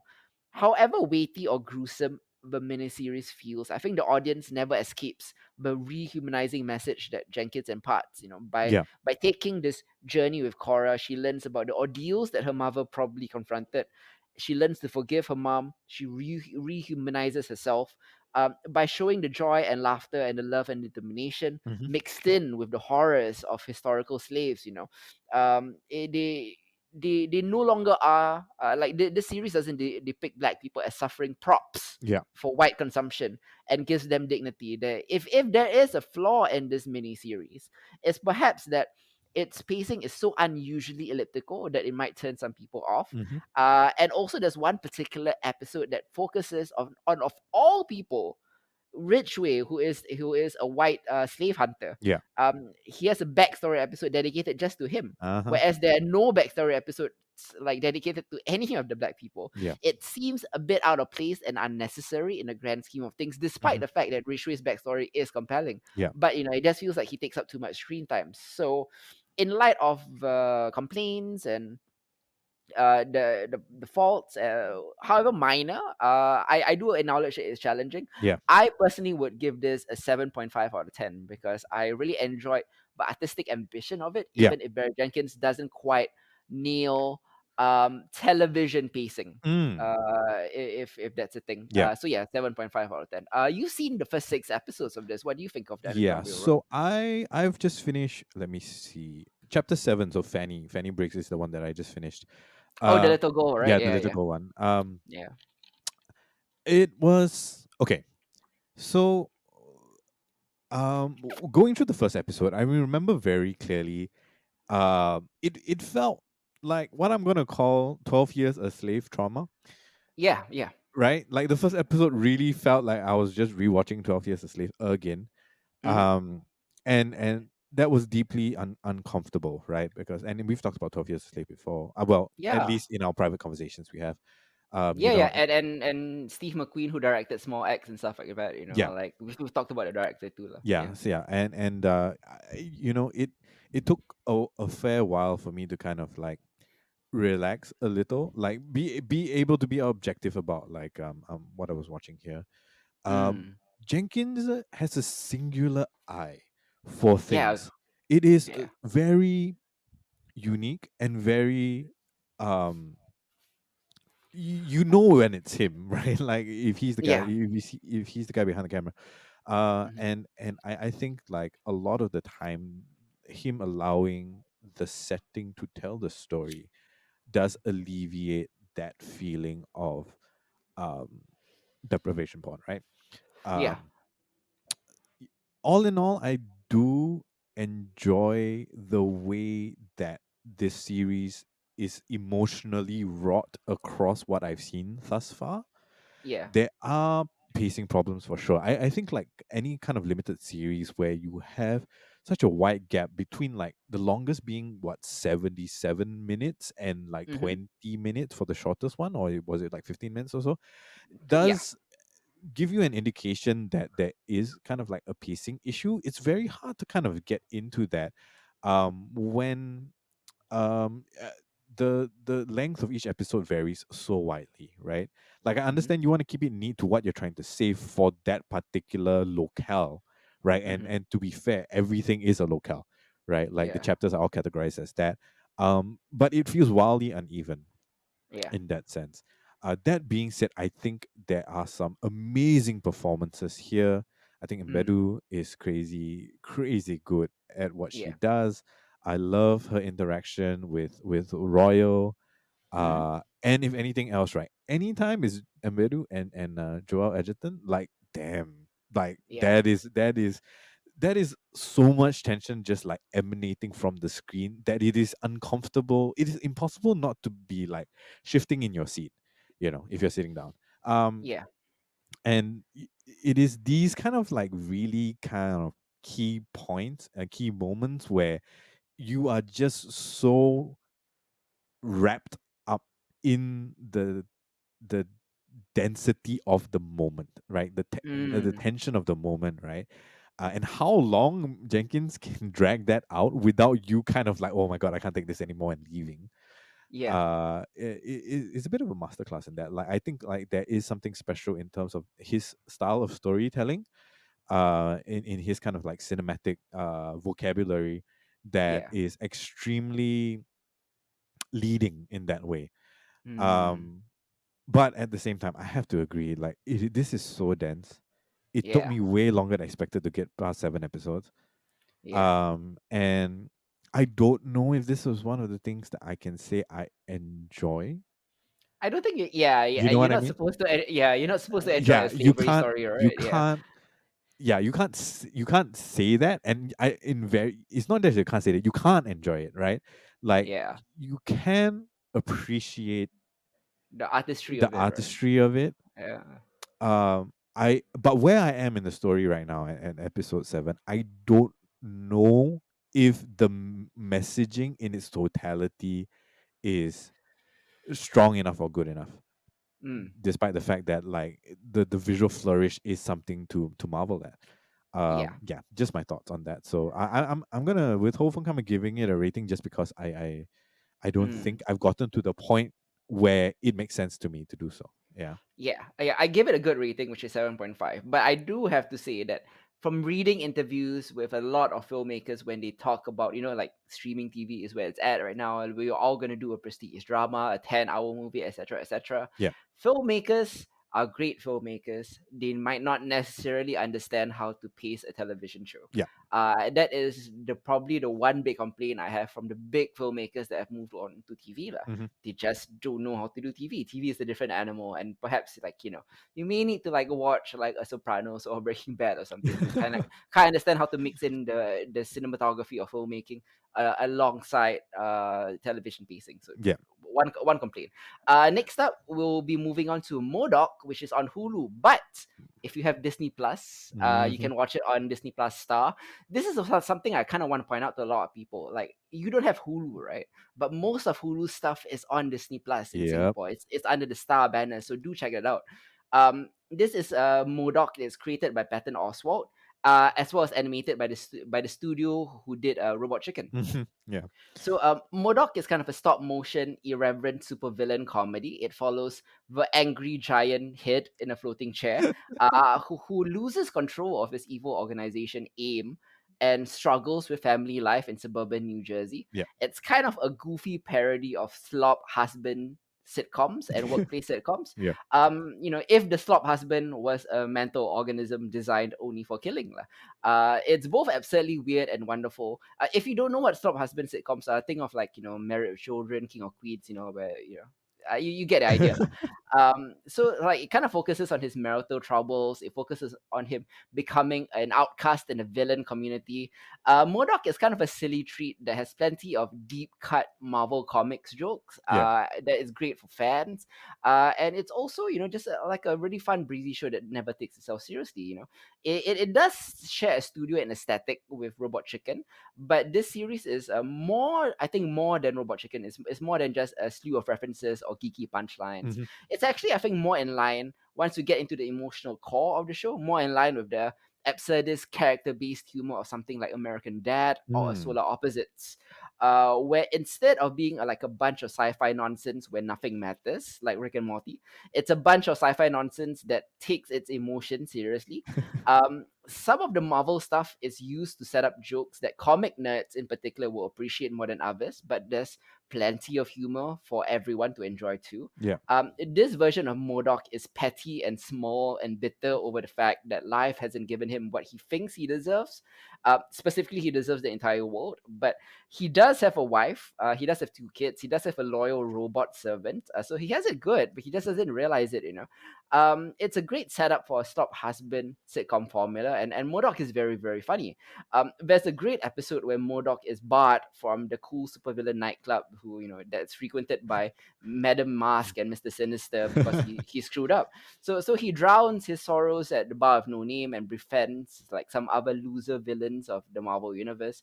There's another joke that involves M.O.D.O.K's wife Jodie being asked to dress up as a Latina icon. So she dresses up as Carmen Sandiego, which is hilarious. Uh, Plus, lots of other, hilarious running gags that will take too long to explain. Like just trust me on that. Like the running gags are funny, and the overarching plots are fun too. It involves new corporate owners, a Google-like entity that has bought over AIM from M.O.D.O.K. So Yeah. he's trying to deal with like corporate overreach here. Then there's also a younger version of M.O.D.O.K from the past who jumps to the future, who tries to destroy his future self's family life because he thinks that it's the family that's holding M.O.D.O.K back from world domination. Mhm. This was a weird and wonderful piece of comedy, but it's also surprisingly heartfelt with a great blend of rapid fire humor alongside touching family dynamics. So, and also, right, with all due respect to that second last episode of Castlevania, like the greatest piece of animated action in 2021 actually belongs to M.O.D.O.K. Like when you see it, you see what I mean. It's an absolutely bonkers, super creative battle that I've honestly never seen on like depicted before. All I know, M.O.D.O.K is basically Marvel's version of like the Venture Brothers. So Oh. yeah, I'm probably giving this a 7 out of 10, but it is very strong. Like the 7 out of 10 isn't indicative of the highs. Like when it like its highest moments, right? It's an S tier show, Oh but wow. it also has some jokes that miss. Yeah. So it's give and take, lah. But this has real potential to be a real like cult classic as it goes forward. Nice, nice, nice. Have you got any bit of M.O.D.O.K on Disney I Plus? watched the first episode. Oh, they're Uh releasing it weekly. Yeah, I yeah, yeah, forgot. yeah. I watched the first episode. And yeah, that was basically it for me. Yep. I found it funny. I mean, like as a kind of pilot, like it totally works, right? And Mhm. like M.O.D.O.K, if you are familiar with what he does in the comics, like this isn't particularly off brand at all, you know. Yeah. So I definitely enjoyed that. I'm looking forward Mhm. to doing more. And honestly, Marvel's kind of killing it right now. Mhm. Mhm. And going to that, and I'm really glad that like it looks like and it sounds like from what you've just told us, that even like the really fringe stuff is doing very well, Yeah. right? So yeah, I've only got the first episode. I did enjoy it. I don't think any of the highs necessarily in the first episode per se, but Mm. it was a good kind of like chuckle for its runtime. And Nice. I'm looking Yeah. forward to see this fight battle. I mean, like honestly, animation wise, we have been spoiled over the last 2 years or so with some Mhm. of like the most amazing fight sequences. Mhm. So yeah, looking forward to that. Yeah, definitely. Like when you get to the fight scene, you know what I mean, because it's the craziest thing I've ever seen put to screen in a superhero Yeah. context. Like it's absolutely nuts. What a battle to include in this like random quirky show, Anyways, we're moving on to another piece of animation. This is Adventure Time: Distant Lands. The third episode entitled Together Again. As you know, Adventure Time, the series proper ended, but Yep. it's brought back on HBO Max for a quarterly mini-series of hour-long specials called Distant Lands. So it's every 3 months they'll release a 1 hour long episode. So it started off with a delightful BMO episode. 3 months ago, I talked about the Marceline Princess Bubblegum Hmm. episode. This third one is called Together Again, and it reunites Finn the human and Jake the dog, the main two stars of the series, after their splits in the series finale, for their quote unquote biggest adventure ever. Without spoiling anything, that tagline, the hyperbolic biggest adventure ever, I kind of took with a grain of salt, Yeah. like it's just to hype the show. But like that description is almost like an insane understatement because it really is true. This is their biggest adventure ever, and I can't spoil it because there's a twist that happens like about 10 minutes in that I really didn't see coming, and it's huge and it kind of changes the canon of the show. Oh wow. Um, Okay. it the special kind of starts off like simply enough with like Finn and Jake once again teaming up for their old shenanigans, attempting to make off with some ice cream. They encounter various classic obstacles. There is the Ice King and his latest terrible, poorly executed princess kidnapping plot. If you followed with the plot of the series, like all that stuff kind of doesn't mesh with the current status quo. Like that stuff is season one stuff, and there's a good reason for that, which will become readily apparent about 10 minutes in. There's something really weird going on with the timeline. And it's not a continuity error, it's something else. It's Oh. it's it's something that I can't spoil, but it's really good, And what follows is a whirlwind tour through fantastical worlds with Finn in search of Jake in order to be as the title states, together again. It's basically everything you could want out of a special focusing on Finn and Jake specifically. The 2 stars of Adventure Time that kickstarted this whole thing. It has powerful, world-shaking foes, goofy jokes, fan favorite characters, great callbacks, and the center of it, the brotherly love of the two characters. Hmm. And after so much time without the dynamic of Finn and Jake at the forefront of Adventure Time, because Adventure Time kind of sprawled out into an ensemble show. There were Yeah. some episodes that are not even focused on Finn and Jake. It's truly nice to spend an hour with the two of them once more. Like every twist and turn and every single piece of plot development serves to reinforce the fact that these two have like a really special bond that goes beyond what most of the other folks in Adventure Time have. Hmm. As with every Distant Lands episode, this was a welcome return to a universe that kind of means a lot to me. As I was rediscovering like adult animation back in the mid 2000s Hmm. and to many others. And this is probably the best of Distant Lands episodes. I'm giving this a 9 out of 10, very very highly rated. Wow. If only because like they actually threw me for a loop with a couple of twists that I didn't see coming and really kind of shook up the foundation and the canon of the show in general. So Hmm. this is a very consequential episode that I can't spoil. It's a 9 out of 10 for me. Damn. Damn. Okay. Next up, let's go back to Netflix. Let's talk about the Army of the Dead. It follows the Snyder Cut. Army of the Dead is Zack Snyder's latest film, Yeah. and it marks a return to the zombie genre for the very divisive filmmaker. I personally have like mixed to negative feelings on all his films except for one movie. I feel that Zack Snyder's Dawn of the Dead Hmm. remake Hmm. is an instant classic. It's one of the best modern zombie movies ever made. I truly do. I agree. If you ask me to rank like the top three zombie movies of the 21st century, it'll probably be like 28 Days Later, Hmm. Train to Busan, Hmm. and Dawn of the Dead is right up there. Yeah. Uh, Yeah. it, Yeah. it's really good. So with that in mind, I had like super high hopes, that a turn away from Superman and Batman and stuff like that, back into the genre that he got his start in, would kind of rekindle the magic I saw in Snyder. Mm. Army of the Dead is essentially a Vegas heist film set during a zombie apocalypse. We follow Mm. Scott Ward, played by Dave Batista, the former wrestler, a former zombie war hero who's now flipping burgers. Ward is approached by a casino boss named Bly Tanaka with the ultimate proposition to break into a zombie infested quarantine zone to retrieve $200 million sitting in a vault beneath the Las Vegas Strip before the city is nuked by the government in 32 hours. We've kind of seen a similar premise with Peninsula. Yep. But I do have to say, like on the plus side, right, this movie is much, much more fun than Peninsula. It's it's wild, it's zany, and it's kind of darkly twisted piece of ultra violent escapism. It's entirely a pleasing popcorn splatterfest. I Hmm. think Army of the Dead works best when Snyder leans into the fun. However, when he aims for more emotional territory, the film really starts to drag. Yeah.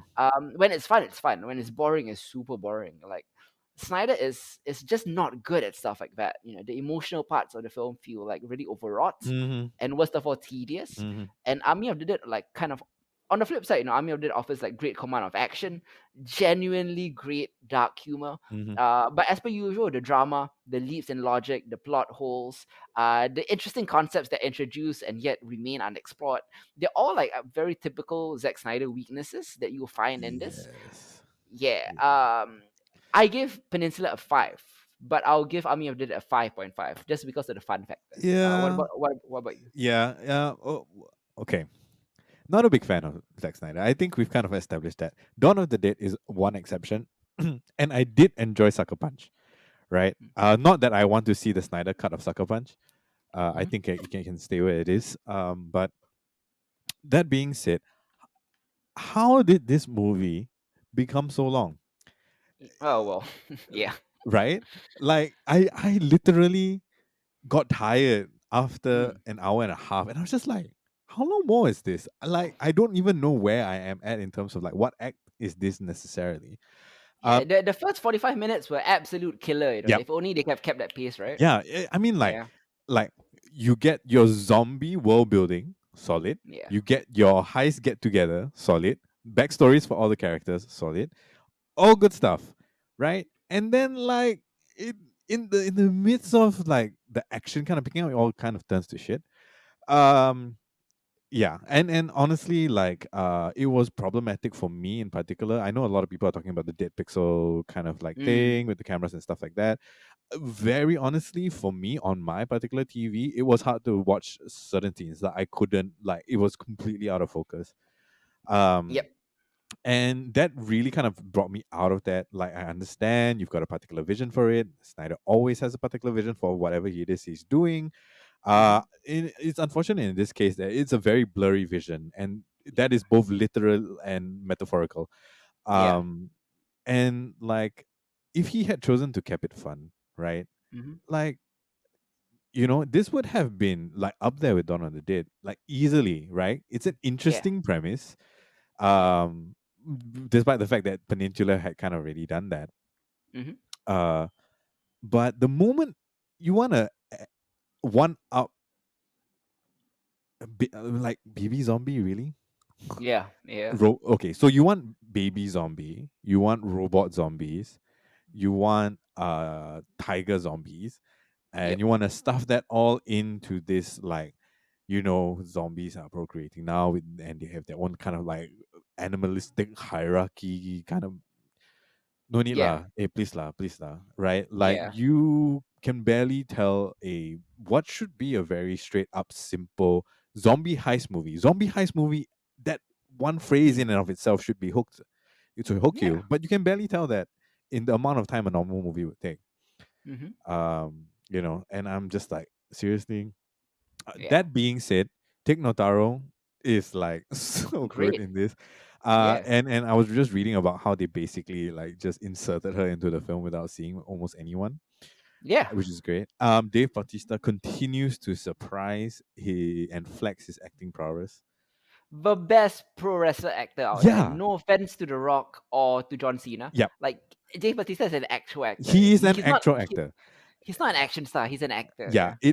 Yeah. it is insane the kind of performances that he's been able to deliver in the most ridiculous kind of settings, right? Yeah. Whether it's in Guardians of the Galaxy, or Blade like Runner, man. Blade Runner is like top Yeah. notch. Like, even in something as silly as Army of the Dead, right? He had some moments where I was just blown away, Yeah. absolutely blown away, right? Like the beginning scene with the wife and daughter, like, Yeah. damn, right? The Yeah. broody kind of scenery chewing that he kind of does, awesome, like, so Hmm. so so so good. And I think it's kind of a waste to have all Yeah. those moments chucked into something that's overlong and overwrought and overthought. Hmm. Um, so yeah, like, it's a five for me. Like, Yeah. I don't think it did any much better than Peninsula, Yeah. other than for like key kind of fun moments and the humor. There's certain points where the humor is just on point, like using Hmm. zombies as to trip traps. That was hilariously funny. Yeah. But yeah, there's that. And like, really really didn't like the daughter's character. Like, for what? Mm. Like, you literally don't add anything to the story except complications that are Hmm. unnecessary, and added another like 30 minutes to the show when it didn't need to be. Agreed. Yeah. Yeah, so yeah, I mean, basically it's meh, Yeah. Agreed. unfortunately. Yeah. Yeah, same. Like both a mere reaction, but first hour is fun. Yeah, You might just wanna like leave it at that. You just want to watch the first hour and then like go away. That'll be great. I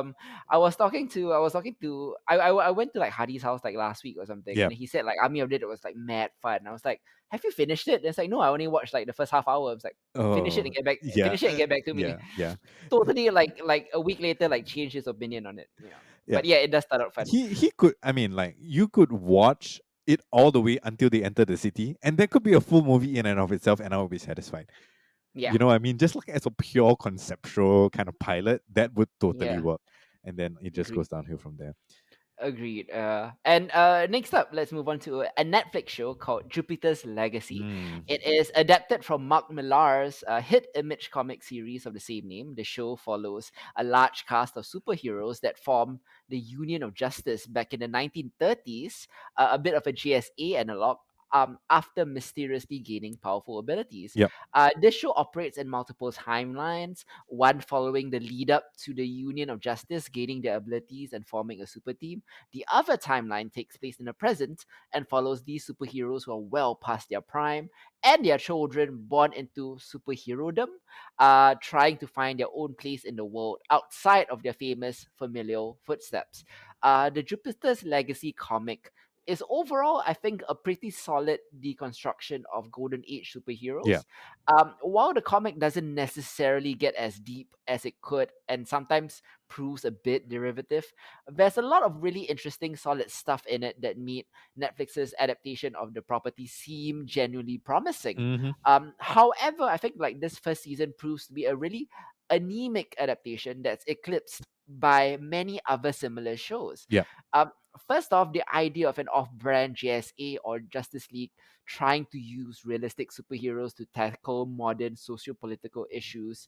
The deconstruction of the superhero myth sounds awfully familiar and done to death at the point. You have the really high bars like Watchmen, like Mm. The Boys. Then you have Mm. the middle tier bars, which are really good but not perfect, like Yep. Umbrella Academy and Invincible. Yep. The timing of Jupiter's Legacy is probably its biggest problem. It exists in an era where other shows are doing what it aspires to do, but it does it nearly better in every way. Yep.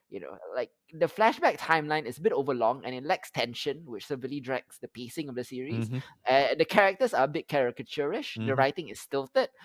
Even the effects are bland. And I've said this many, many times while reviewing Mark Millar's comic books.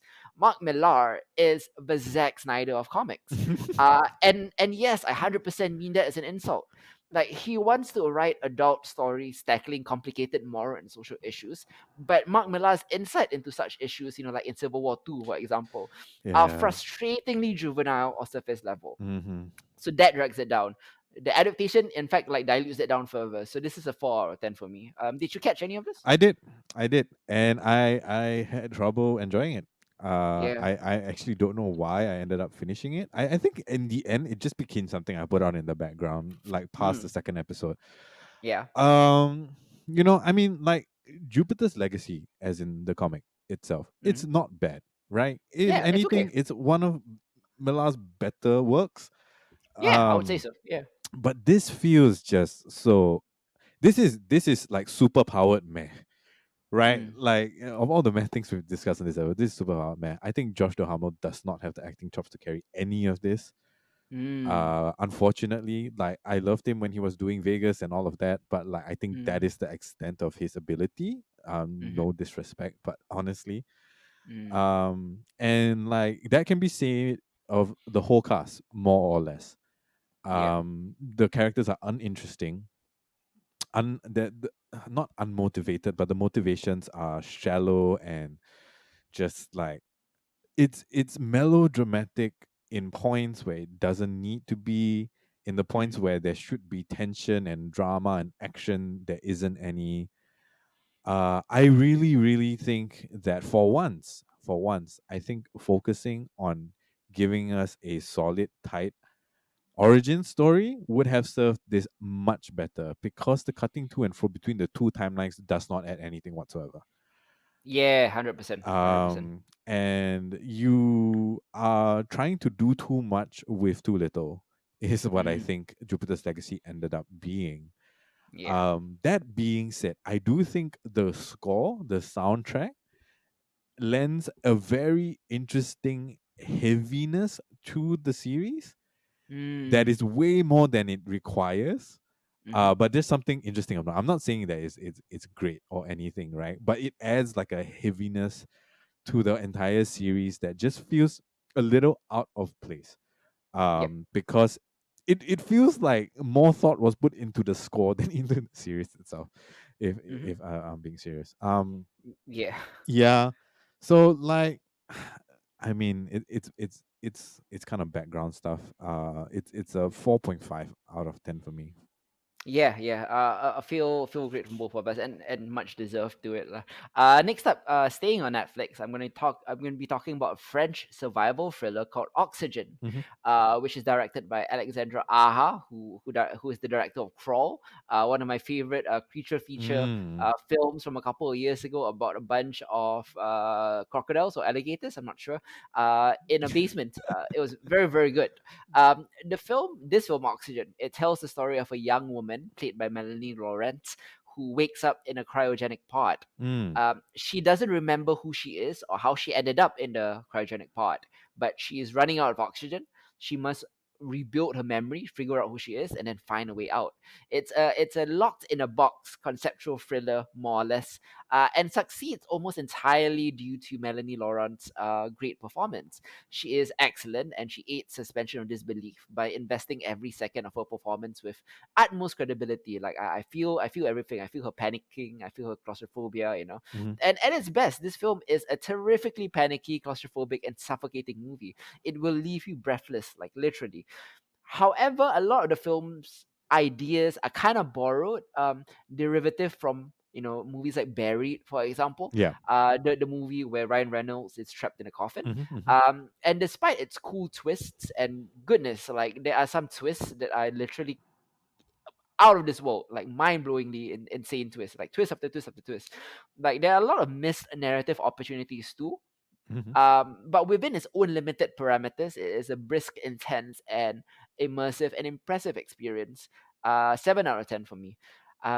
Finally, I'm going to be talking about Solos on Amazon Prime. Solos is the longest in a long line of star-studded sci-fi anthology shows that cropped up after the success of Black Mirror. This one on Amazon Prime, it stars Oscar winners Morgan Freeman and Hathaway, Helen Mirren. Wow. It has Emmy winner Uzo Aduba. It has Anthony Mackie, Dan Stevens from Legion, Constance Wu. But despite its star power and lovely production values, this is another thinly written, emotionally shallow, intellectually impotent sci-fi anthology. Don't waste your time. A 2 out of 10. Yeah, Yeah. Okay. Okay. Yeah. I was yeah, like, like oh, now, wow, what a cast. yeah. And no. But you got like I urge these like CBS with their Twilight Zone adaptation and Amazon, like stop with the sci-fi anthologies. Like I've had it with it. Mm-hmm, mm-hmm. Like you've taken it to the limit. Like even Black Mirror, who is like the OG of doing this, right? At least the OG of the modern renaissance of this, Yep. is struggling. Yep. Like what more the rest of you? Just stop. Give me any other anthology. Like Amazon has like an anthology called Modern Love, which is about love story. Okay, fine. Room 104 is great. Give me something different. Like, Yeah.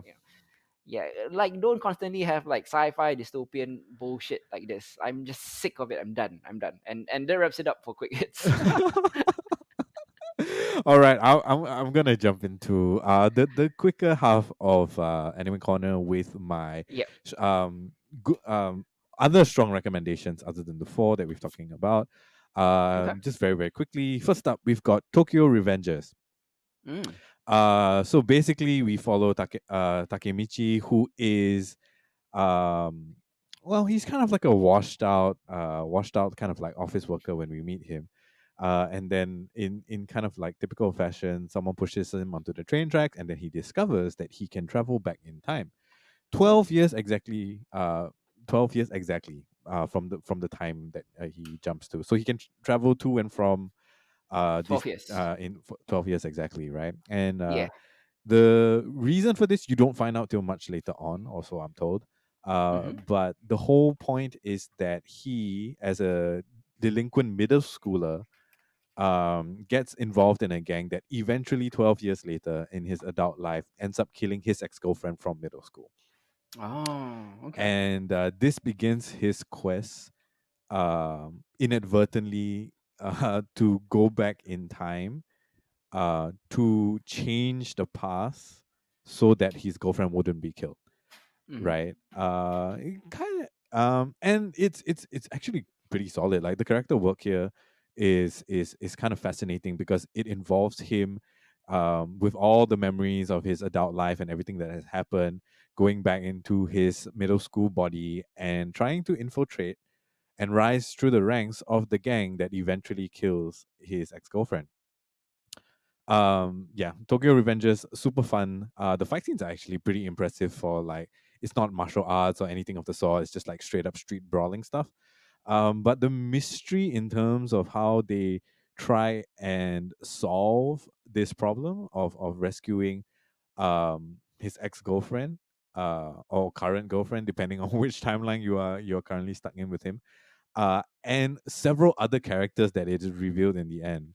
Mm-hmm. Is it makes for a wonderfully entertaining shonen um, anime with time travel involved. That is fairly neat, I have to say. Like a lot of the time travel stuff, we are pretty particular about that here at genre. Interesting. But Tokyo Revengers does a decently good job by keeping it simple. Like really, really That's simple. You can only jump 12 years forward in time or 12 years backwards at the exact time that you do it, and all the complex like forward backward stuff is eliminated just with that kind mm. of simple thing. So he has to pop in the future every once in a while to see exactly what he has changed, but he Okay. can't undo that anymore. He Mm. can only go back 12 years before. So Yeah, like yeah, that yeah. simplifies it so much that you can focus on the story and how he goes about it, and that just Mm. makes it like so much more fun. Right? So Tokyo Cool. Revengers, great watch, great fun. The kind of shenanigans he gets up to as like insecure, unconfident adult in the body of a middle school delinquent who is, has absolutely no idea what life is really about, is Yeah. hilariously funny. Okay. The 12-year gap in experience is they play it to really, really good effect. So Tokyo Mm. Revengers, first up in, well, quite a number, okay, of Nice. things. Next up we're going to talk about 86, Okay. where basically we follow the Republic of Sam Mongolia, who has an ongoing war with the Giardian Empire. Uh, All right. but it is supposedly a victimless war. It has no casualties because people using drones and robots to kind of like pilot and fight a proxy war. Mm-hmm. Um, Also that they claim, right? But later on, we kind of find out that that's kind of mere propaganda. Oh. A particular ethnic group called the Alba, who all like, have kind of silver hair, Yeah. kind of live outside of the this republic's like 85 sectors behind um protected walls, right? So these are like kind of the elite. They're the majority ethnic group, and all of them are protected. They don't see any of the violence and all of that. However, everybody else is enlisted, forcibly enlisted into a secret 86 faction known as the Mm. 86. And it Okay. is the 86 who are forced to fight against the Empire's completely autonomous legion, uh, in these mech suits, essentially. Mm-hmm. So it is one of the better mech series that have come out recently. I think like haven't seen anything this good since Gundam Iron Blood Orphans. Very, Wow. very Okay. solid, and like it is a very interesting, if somewhat ill, um, not very well articulated treatise on the other and the sacrifice that the other makes Okay. in what we consider kind of like peaceful society. Mm. At Um, least not yet, lah. yeah, Yeah. yeah, at least not yet. And like at this point in time, so I think it's episode 7 right now that I'm caught up with. Mm-hmm. The kind of struggle here is very deeply human, right? Like the moments in time where they are not at war, and there's plenty of action and plenty of violence, and some interesting kind of like tactical set pieces, like that are very well thought out. Because a lot of anime that are like this aren't usually that well thought. That reminds me a lot of Lelouch of Code Ah. Guys, which is kind of interesting because like I haven't seen anything like that in a fair bit. The human drama that the 86, the people in the 86 go through, is very, very powerful and moving, and their individual thoughts as this kind of like meatbags that are sent out to war, um and the dehumanizing of them as actual citizens of this country, coincide with the kind of violence, that the physical violence that they see fighting against an empire, and kind of like the emotional and identity violence that is then acted upon them as the minority group here, Gotcha. right, are mirrored in very profound ways that I didn't expect. Mm. um and that's what makes it kind of good, right? Like, it is at this point in time, not necessarily spoiler territory per se. I think this is heading into like tragedy territory, and it looks like it's going to be a pretty solid tragedy anime, all in all. I Okay. think this has a lot of things to say, set amid some very stunning visuals and a very solid kind of like very metally rocky kind of like soundtrack. Plenty of violence, plenty of meditations on violence and Hmm. otherness that Okay. it's pretty good. It's pretty good. I'm enjoying this more so than I thought I would when I first started the first 3 episodes. But it's done by A1 Pictures, consistently very very high production value, and 86 is no different. Nice. Next up, I'm going to talk about the very hyped up and very, very anticipated Higehiro, Ah. or its very, very long title, of which this is one of many very long titles in this particular segment, which is After Being Rejected, I Shaved and Took in a High School Runaway. Okay. Descriptive. Yes, extremely descriptive, but not really. It's kind of baity. The title is kind of baity. It's not really what a lot of people thought it was when the manga first came out, and the manga is wildly popular. Okay. So we follow a regular kind of salaryman, Yoshida. He wakes up one morning and then with a hangover, and he discovers that in his apartment is a high school girl that he doesn't recognize. Okay. So essentially, he okay. Essentially, what happens is that he was going to meet his longtime crush, decides to shave. He's actually a school teacher. Not a school teacher. He's a salaryman, a longtime crush. He doesn't have time to kind of take care of himself. Finally, decides to shave. Ends up bringing home a high school girl who is essentially homeless and has been trading shelter for sexual favors. Okay. At the point in time when she meets him, so she asks him to let her stay the night, and because Hmm. he's drunk, he complies. And then he wakes up the next day with this girl in his house, and because he finally kind of like listens to her story as he's sober and trying to find out what the heck happened the night before, he finds himself unable to leave this girl alone and to kick her out. And he constantly, like, a lot of the comedy comes from him constantly trying to rebuff her advances, because she's so used to this kind of transactional nature of sexual favors for shelter and food and stuff like that. Um it it it it starts out that way, and there's a lot of comedy that they do mine out of that. But eventually, well, in the manga at least, I don't think we've really hit that point in the anime so far. It becomes a very touching story about found family, Mm. that is wildly, it it it trumps all sorts of expectations that the premise of the story sets up. Like, in any other case, like, this would veer into hentai territory, like, in a heartbeat, right? But Hero really becomes an extremely touching story about like two individuals who find each other in the strangest of circumstances, and it turns out that they do need each other, but not in the ways that they expected or society has expected, right? Like, I see. Okay. very very solid stuff. It surprised me when I read the anime to find out how it turned out.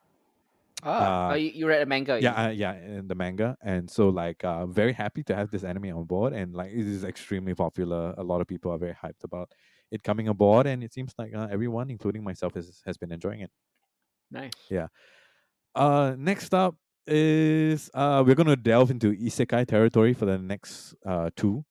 But not really the isekai that we're kind of used to. We have more like Joshi, women-led isekai stories. The first one I want to talk about is called "The Saint's Magic Power is Omnipotent." Okay. So the fantasy world of Salu Tanya has always lived with the threat of this magical kind of miasma that haunts its borders. And every year, as the miasma gets more, every couple of years, every time the miasma gets more threatening to them, and threatens to kind of like poison the livestock and its citizens, the Grand Magus would summon a holy maiden, right? Like a legendary saint, in your usual kind of like typical isekai, hero story. But this time round, our protagonist, Sei Takanashi, after a long day of work, gets summoned into this fantasy world. But it turns out that she happens to be summoned as one of two holy maidens who have been summoned at the same time due to some sort of clerical mistake on the Huh. part of the Maguses. Uh, Okay. the other girl is younger and cuter, and more of your like typical isekai protagonist roles. And as such, Sei finds herself kind of left by the wayside despite being incredibly gifted and powerful, as kind of like the secondary backup saint. This leads her to spend her time in this fantasy world because, until everything is resolved, she can't go back and she's not involved in any of the action whatsoever. Ends up her basically pursuing all the hobbies that she couldn't pursue as a kind of like salary woman in a deadbeat black company job, working long hours and stuff like that. So she dives into Oh. kind of like herbalism, and eventually, because she's the saint, she makes like these amazing potions that sell for a lot of money, and then she's naturally gifted at magic, and she's great at doing enchanting. There's basically nothing she can do in this kind of fantasy world, but Right. from kind of like the viewpoint of someone who is just extremely caught up in her nerdy little hobbies, and she and because she's just so caught up in that, she does extremely well at that. So Mm. it's a very different kind of like isekai slice of life thing where she's beginning to discover who she is in a fantasy world, but just on a very different path. All right, like she discovers that she is special not just because she's a saint, but because of all the Mhm. things that she has ignored by throwing herself into her work, Ah. in her former life. This is like straight up Joshi territory. There's like tons of possible romantic entanglements with these incredibly good looking men, all kind of like all over the place, and it's heartwarming and kind of fun and kind of silly at the same time. Where we are at in the season hasn't really upped the stakes yet, but it seems like it's kind of going in that direction where she's going to have to, unfortunately, against her better judgment, take part in, the conflict between the forces of good and evil. Okay. But all of her kind of like little side adventures up till this point apparently are going to play a big role in that, and I'm curious to see how that kind of pans out. Very, very fun. Just like a very kind of interesting, light-hearted look at what an isekai could be if it wasn't like, about a male shonen protagonist and how many things he can beat up. Fascinating. Yeah. In Okay. in kind of like a similar vein, right? And with an equally long title as yeah, it's called "I've been killing slimes for 300 years and maxed out my level." In the same vein as our favorite like Slime Dataken or Bofuri, or Kumo Desuga. Like it's another kind of isekai that's not too serious, kind of self-aware satire of the isekai um genre. So basically same kind of thing as Saintus, the one that I just talked about before. This woman basically, gets sucked into the isekai. The god of this world says that, you know what, you've worked very hard in life, and I kind of want to reward you from that. So she's basically functionally immortal. She becomes a witch, and she lives in this particular fantasy world for 300 years, just going about her day and kind of like Mm. killing the slimes that are on the way from her like really out of the way cottage to the town to sell potions, right? And Okay. she does this every day for like 300 years, but because of some benefits or some like level boosting experience thing that the god gave her, she basically maxes out her level, making her the most powerful being in the entire world, right? Wow. Okay. And she doesn't discover this until like like much later on. So we start the story more or less like 300 years into from the point of the beginning of the story. Yeah. And yeah, from there, people come up to kind of like challenge her.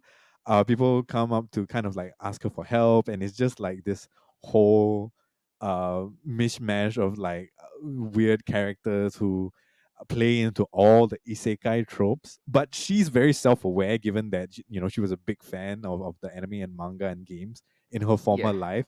So she's just like, oh my god, I don't have time for this kind of shit, right? So she Mm. avoids any kind of trouble, but it still makes for some incredible kind of antics.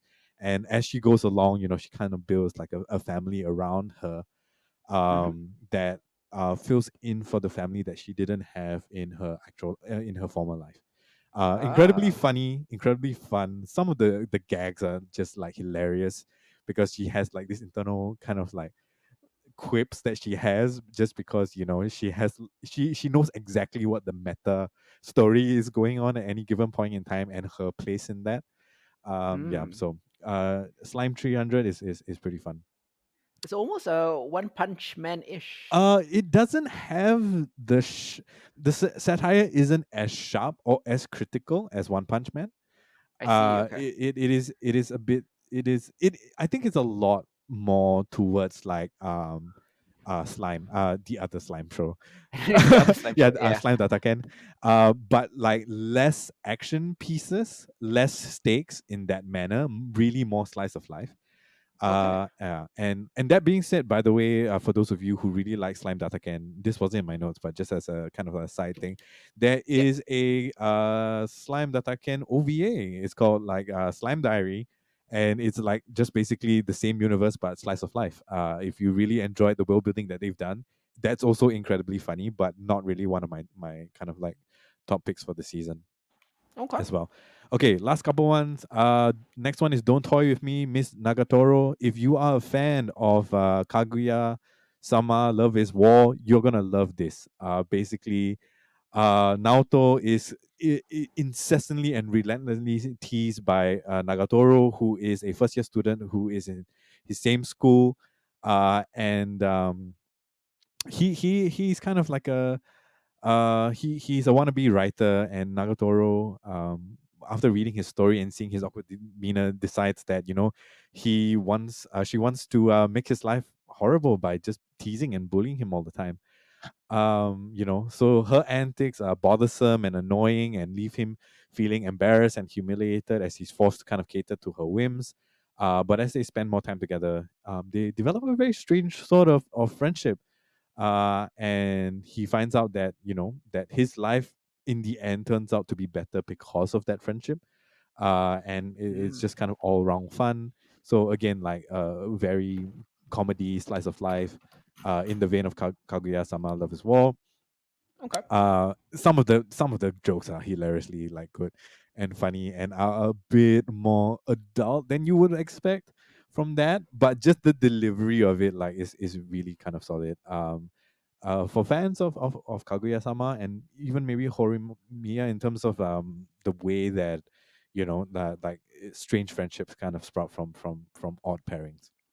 Mm-hmm. Yeah. Yes, the next one with yet another long title. This one doesn't. The next couple ones don't rank as highly for me, but they're kind of fun in their own way. The next Okay. one's called Full Dive. The ultimate next gen full dive RPG is even shittier than real life.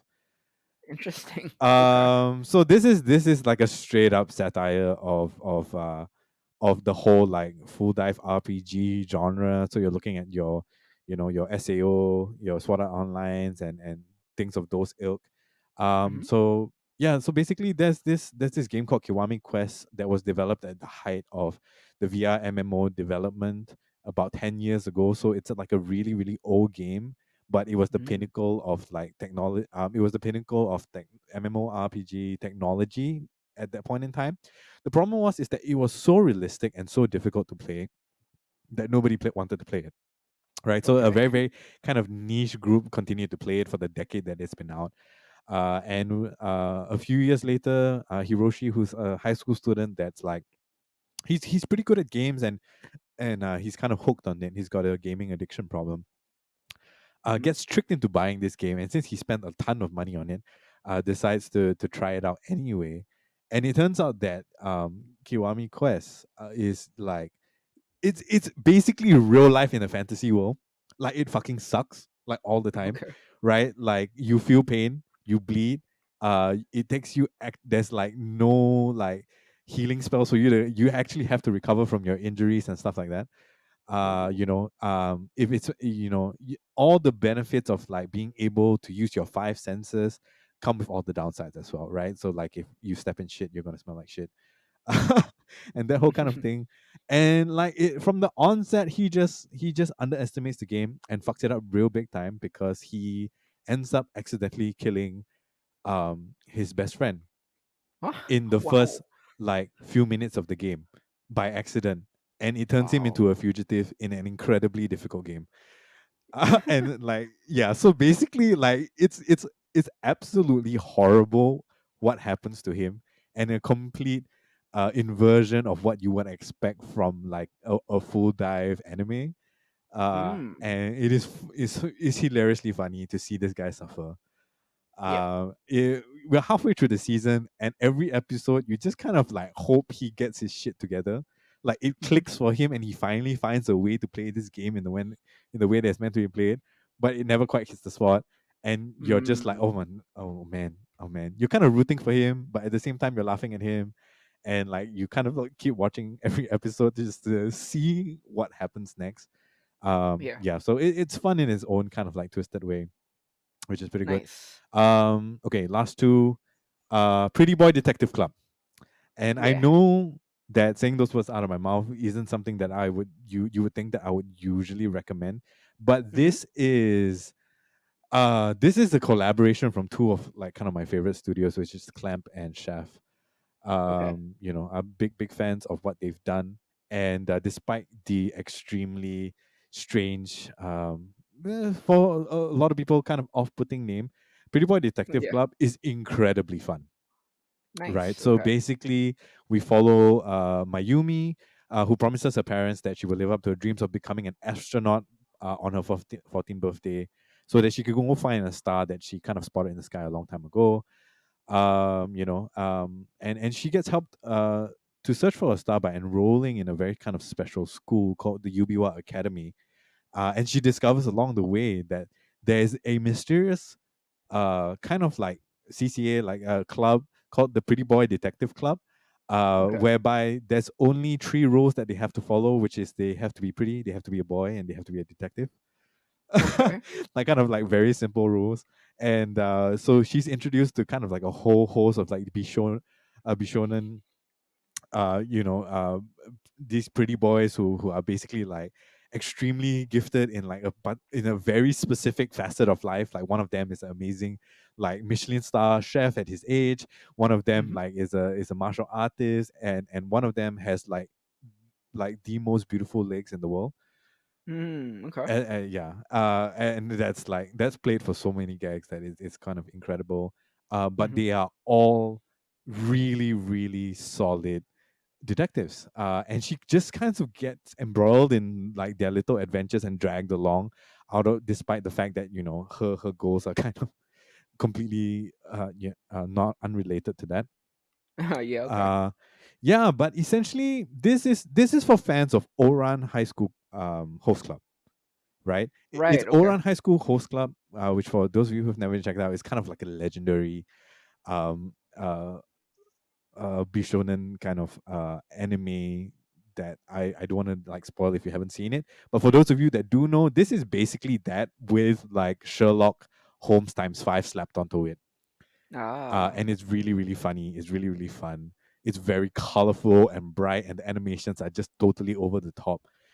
You have this almost like magical girl esque like transformations that happen every once in a while. That just are like hilarious visual gags. Okay. But behind it all, like as a detective kind of like story, it's very solid. Like it really is very solid. The writing is really, really good despite the fact that it's so over the top. So like for those of you that like your pretty boys and like just like a bit of fun and mystery to go along with that, Pretty Boy Detective Club is very solid. And Nice. one of the Okay. stranger recommendations, I think, outside of my own personal taste that I've made in a while, but that's just an indication of how much fun I've had with that.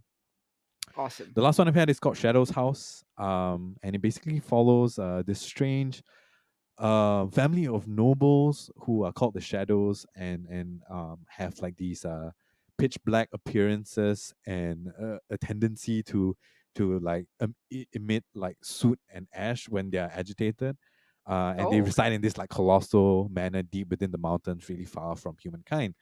So Mm-hmm. when a shadow child grows up, they are assigned a living doll, who is essentially a human who acts not only as, their attendant, but also kind of like their other half, kind of the faces that they would have had if they had faces. Mm. Um, so we follow Ameliko, who is like this cheerful, newly created doll who serves a very her soft-spoken master called Kate, and they have like wildly different personalities. But Ameliko tries to carry out, her duties to the best of her abilities. But as she kind of like immerses herself into her role, she begins to meet the other dolls who serve the other family members, and the other respective masters, to kind of find out a bit more about her existence. I see. And it slowly, like, there's a grand mystery behind all of this that's kind of established in the world building that takes place over the first three episodes. Mm-hmm. And it's a very kind of like evenly slow paced revelation of that through the exploration of the very odd circumstances that our characters find themselves in. They are they are fantastical creatures, to be sure, both the shadows and the living doll itself. But like the mystery unfolds in a very interesting manner, to say the least. I really really like the character designs in particular here. Um, Kind of like really gorgeous and interesting to look at. And the voice acting is kind of like solid as well, as you kind of unfold this like strange fantasy mystery, which is very different from kind of the host of things that I've already talked about today. Mm. Yeah, so a solid watch overall. Maybe not as great as everything else, but if you have a bit of time and you're keen on the genre in particular of just like kind of this um seinen slice of life supernatural fantasy mystery, um I highly encourage you to catch Shadow House, because it's by Cloverworks, who has been killing it over the last couple of seasons, Nice. in, Okay. in terms of their production value overall. So yeah, that pretty much Yes, wraps I. up my strong stuff. Just a quick note, guys. Some Mm-hmm. returning series that are come back. Fruit Basket, the new Fruit Basket, is in its final Yes. season right now. Finally, after nearly like a decade of like waiting for it to finish, it is finally going to finish. And Yeah. In fact, Fruit Basket, the final, is the highest rated anime series of this particular season. More highly Awesome. rated than even the four that I was talking about in the first half, right? So I'm Right. not gonna spoil anything. It gets pretty interesting. Let's just put it that way. Okay. Uh, Okay. Season two of Megalo Box, which some of you may or may not have seen pop up on Netflix. Nomad is out as well. And For those of you that don't know, Megalo Box is kind of like a, what's that show with with Spartan guy. It's basically Spartan guy. boxing with Okay. like these mech suits essentially. Real steel. Real Steel, is that what it's called? Yeah, so essentially like Megalobox is kind of Yeah. like an anime kind of Real Steel. The Oh. first season is actually a very very solid kind of like sports anime, Mm-hmm. boxing related, obviously, where we follow the main protagonist and in his journey through like the underground like fight circle, to become kind of to survive and become the best boxer there is. Nomad kind of continues from that story, Okay. but it takes on like a totally different tone now. Like it looks kind of the same, the character designs are all the kind of same, and so is the art style. But now think of it as kind of like Mad Max. So it's wildly different, and it is so good, just Mm. given like the complete turn of what it is. Right. Like I gave Megalobox a fairly decent score, I think, but Nomad is turning out to be a lot more exciting and a lot more fun than the first season is. So if you're going into this and you've really watched Megalobox, like get ready for kind of like a wow ride in terms of what they're trying to do with the season. But it's very very good right now. Nice. uh Okay. Moriarty the Patriot, which I talked about season one, is back and again is very, very highly rated. This season we see a lot more of kind of like squaring up between Moriarty and Sherlock. It's a bit more direct than we got last season, and the kind of Mm-hmm. like schemes that they're getting up to. The stakes are a lot more higher this time round, and it's turning out to be a very, very solid continuation of season one. Zombieland Saga Revenge is the season two of Zombieland Saga. I've talked about this quite some time ago. Essentially, it's about an idol who dies, gets resurrected as a zombie, and then gets Mm. recruited to join a zombie idol group. Hmm. With some of the most amazing music set pieces I've ever seen, including Nice. Okay. yeah. So that was season one. Season two, much like Nomad Megalo Box, is taking on a Mm. completely different thing, and now it's going into like magical girl territory. With like Ah. Okay. they are out for revenge. For those of you who haven't watched season one, based Mm-hmm. on the things that happened in season one, they are out for revenge for the circumstances that they find themselves in, and is taking on a more action adventure role while having some crazy musical numbers. So Right. it's been fun. It's been fun. I mean, like it was kind of a really kind of underrated thing for season Mm-hmm. one, and season two is like turning out to be even more fun, which is kind of Okay. strange. So if you have at the time, that's worth catching. The last two are the kind of like bummers, but these are kind of big names that I think we should talk about anyway. So the first one I'm Okay. going to talk about is Eden Zero, which is from the creator of from the creator. Oh, I just drew a blank. What is it? Natsu. Uh, Let me just bring that up real quick. Oh my god, I just, like completely blanked. Yeah, so Eden Zero is made by the same guy who made Fairy Tail, right? Ah. Okay. Yeah. You can give it a chance, but I would say don't bother because it's basically Fairy Tail, Okay. but less interesting.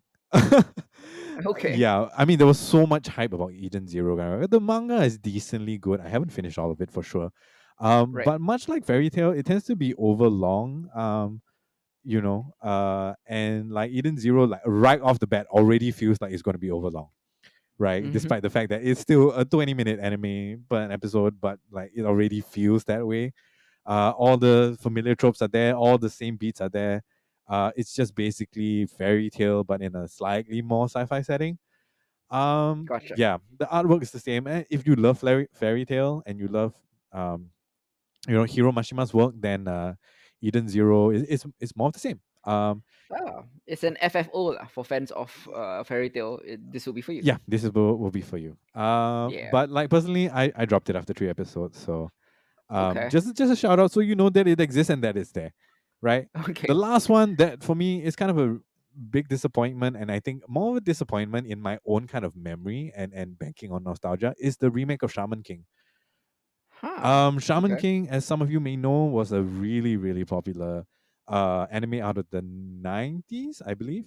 Right. And I followed that religiously in a time when like streaming anime wasn't actually a thing, right? So we were Gotcha. watching it on like Aniplex or um Kids Central, I think, or whatever it is we were Mm. watching it back then on. So It's probably kids lah. yeah, it's probably Kids Central. So Shaman King was something that I followed, and it was like it in my memory, it ranks as one of the best anime of my childhood, and Mm-hmm. kind of like impactful in that, but in the same vein as kind of Inuyasha. Right. But the Shaman King remake has made me rethink that Okay. because it's a remake that's basically beat for beat.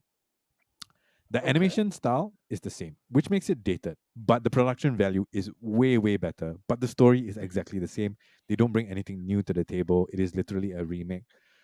Yeah. And after watching like a couple of episodes and like, oh, first episode, nostalgia trip, second episode, oh yeah, that's cute. And third episode, I'm like, you know what? This isn't actually as good as I remember it to be, which Ah. makes it a Okay. little disappointing. Yeah. But It's sad. if you do want to like, if you have watched Shaman King and you do want to relive some of that, like sure, it's worth catching. Like the animation is new, it's fresh, it's clean, it's sharp, it's in HD. Mm. The fight scenes are a lot better because of that. Okay. But the style is dated, and you will recognize that straight away. Okay. So like the polish with the dated art style doesn't quite go together. And once like you've watched enough for you to kind of remember what this how the story goes, like I kind of lost all motivation to continue on that. I Uh see. Okay. so much in the same way like I was talking about like Inuyasha's sequel, right? Where we look at the daughters as well. Like the nostalgia factor is a huge thing, but in and of itself, it isn't as great when you compare it to the kind of like top SSS tier anime that we've been getting over the last decade. Yeah. Yeah.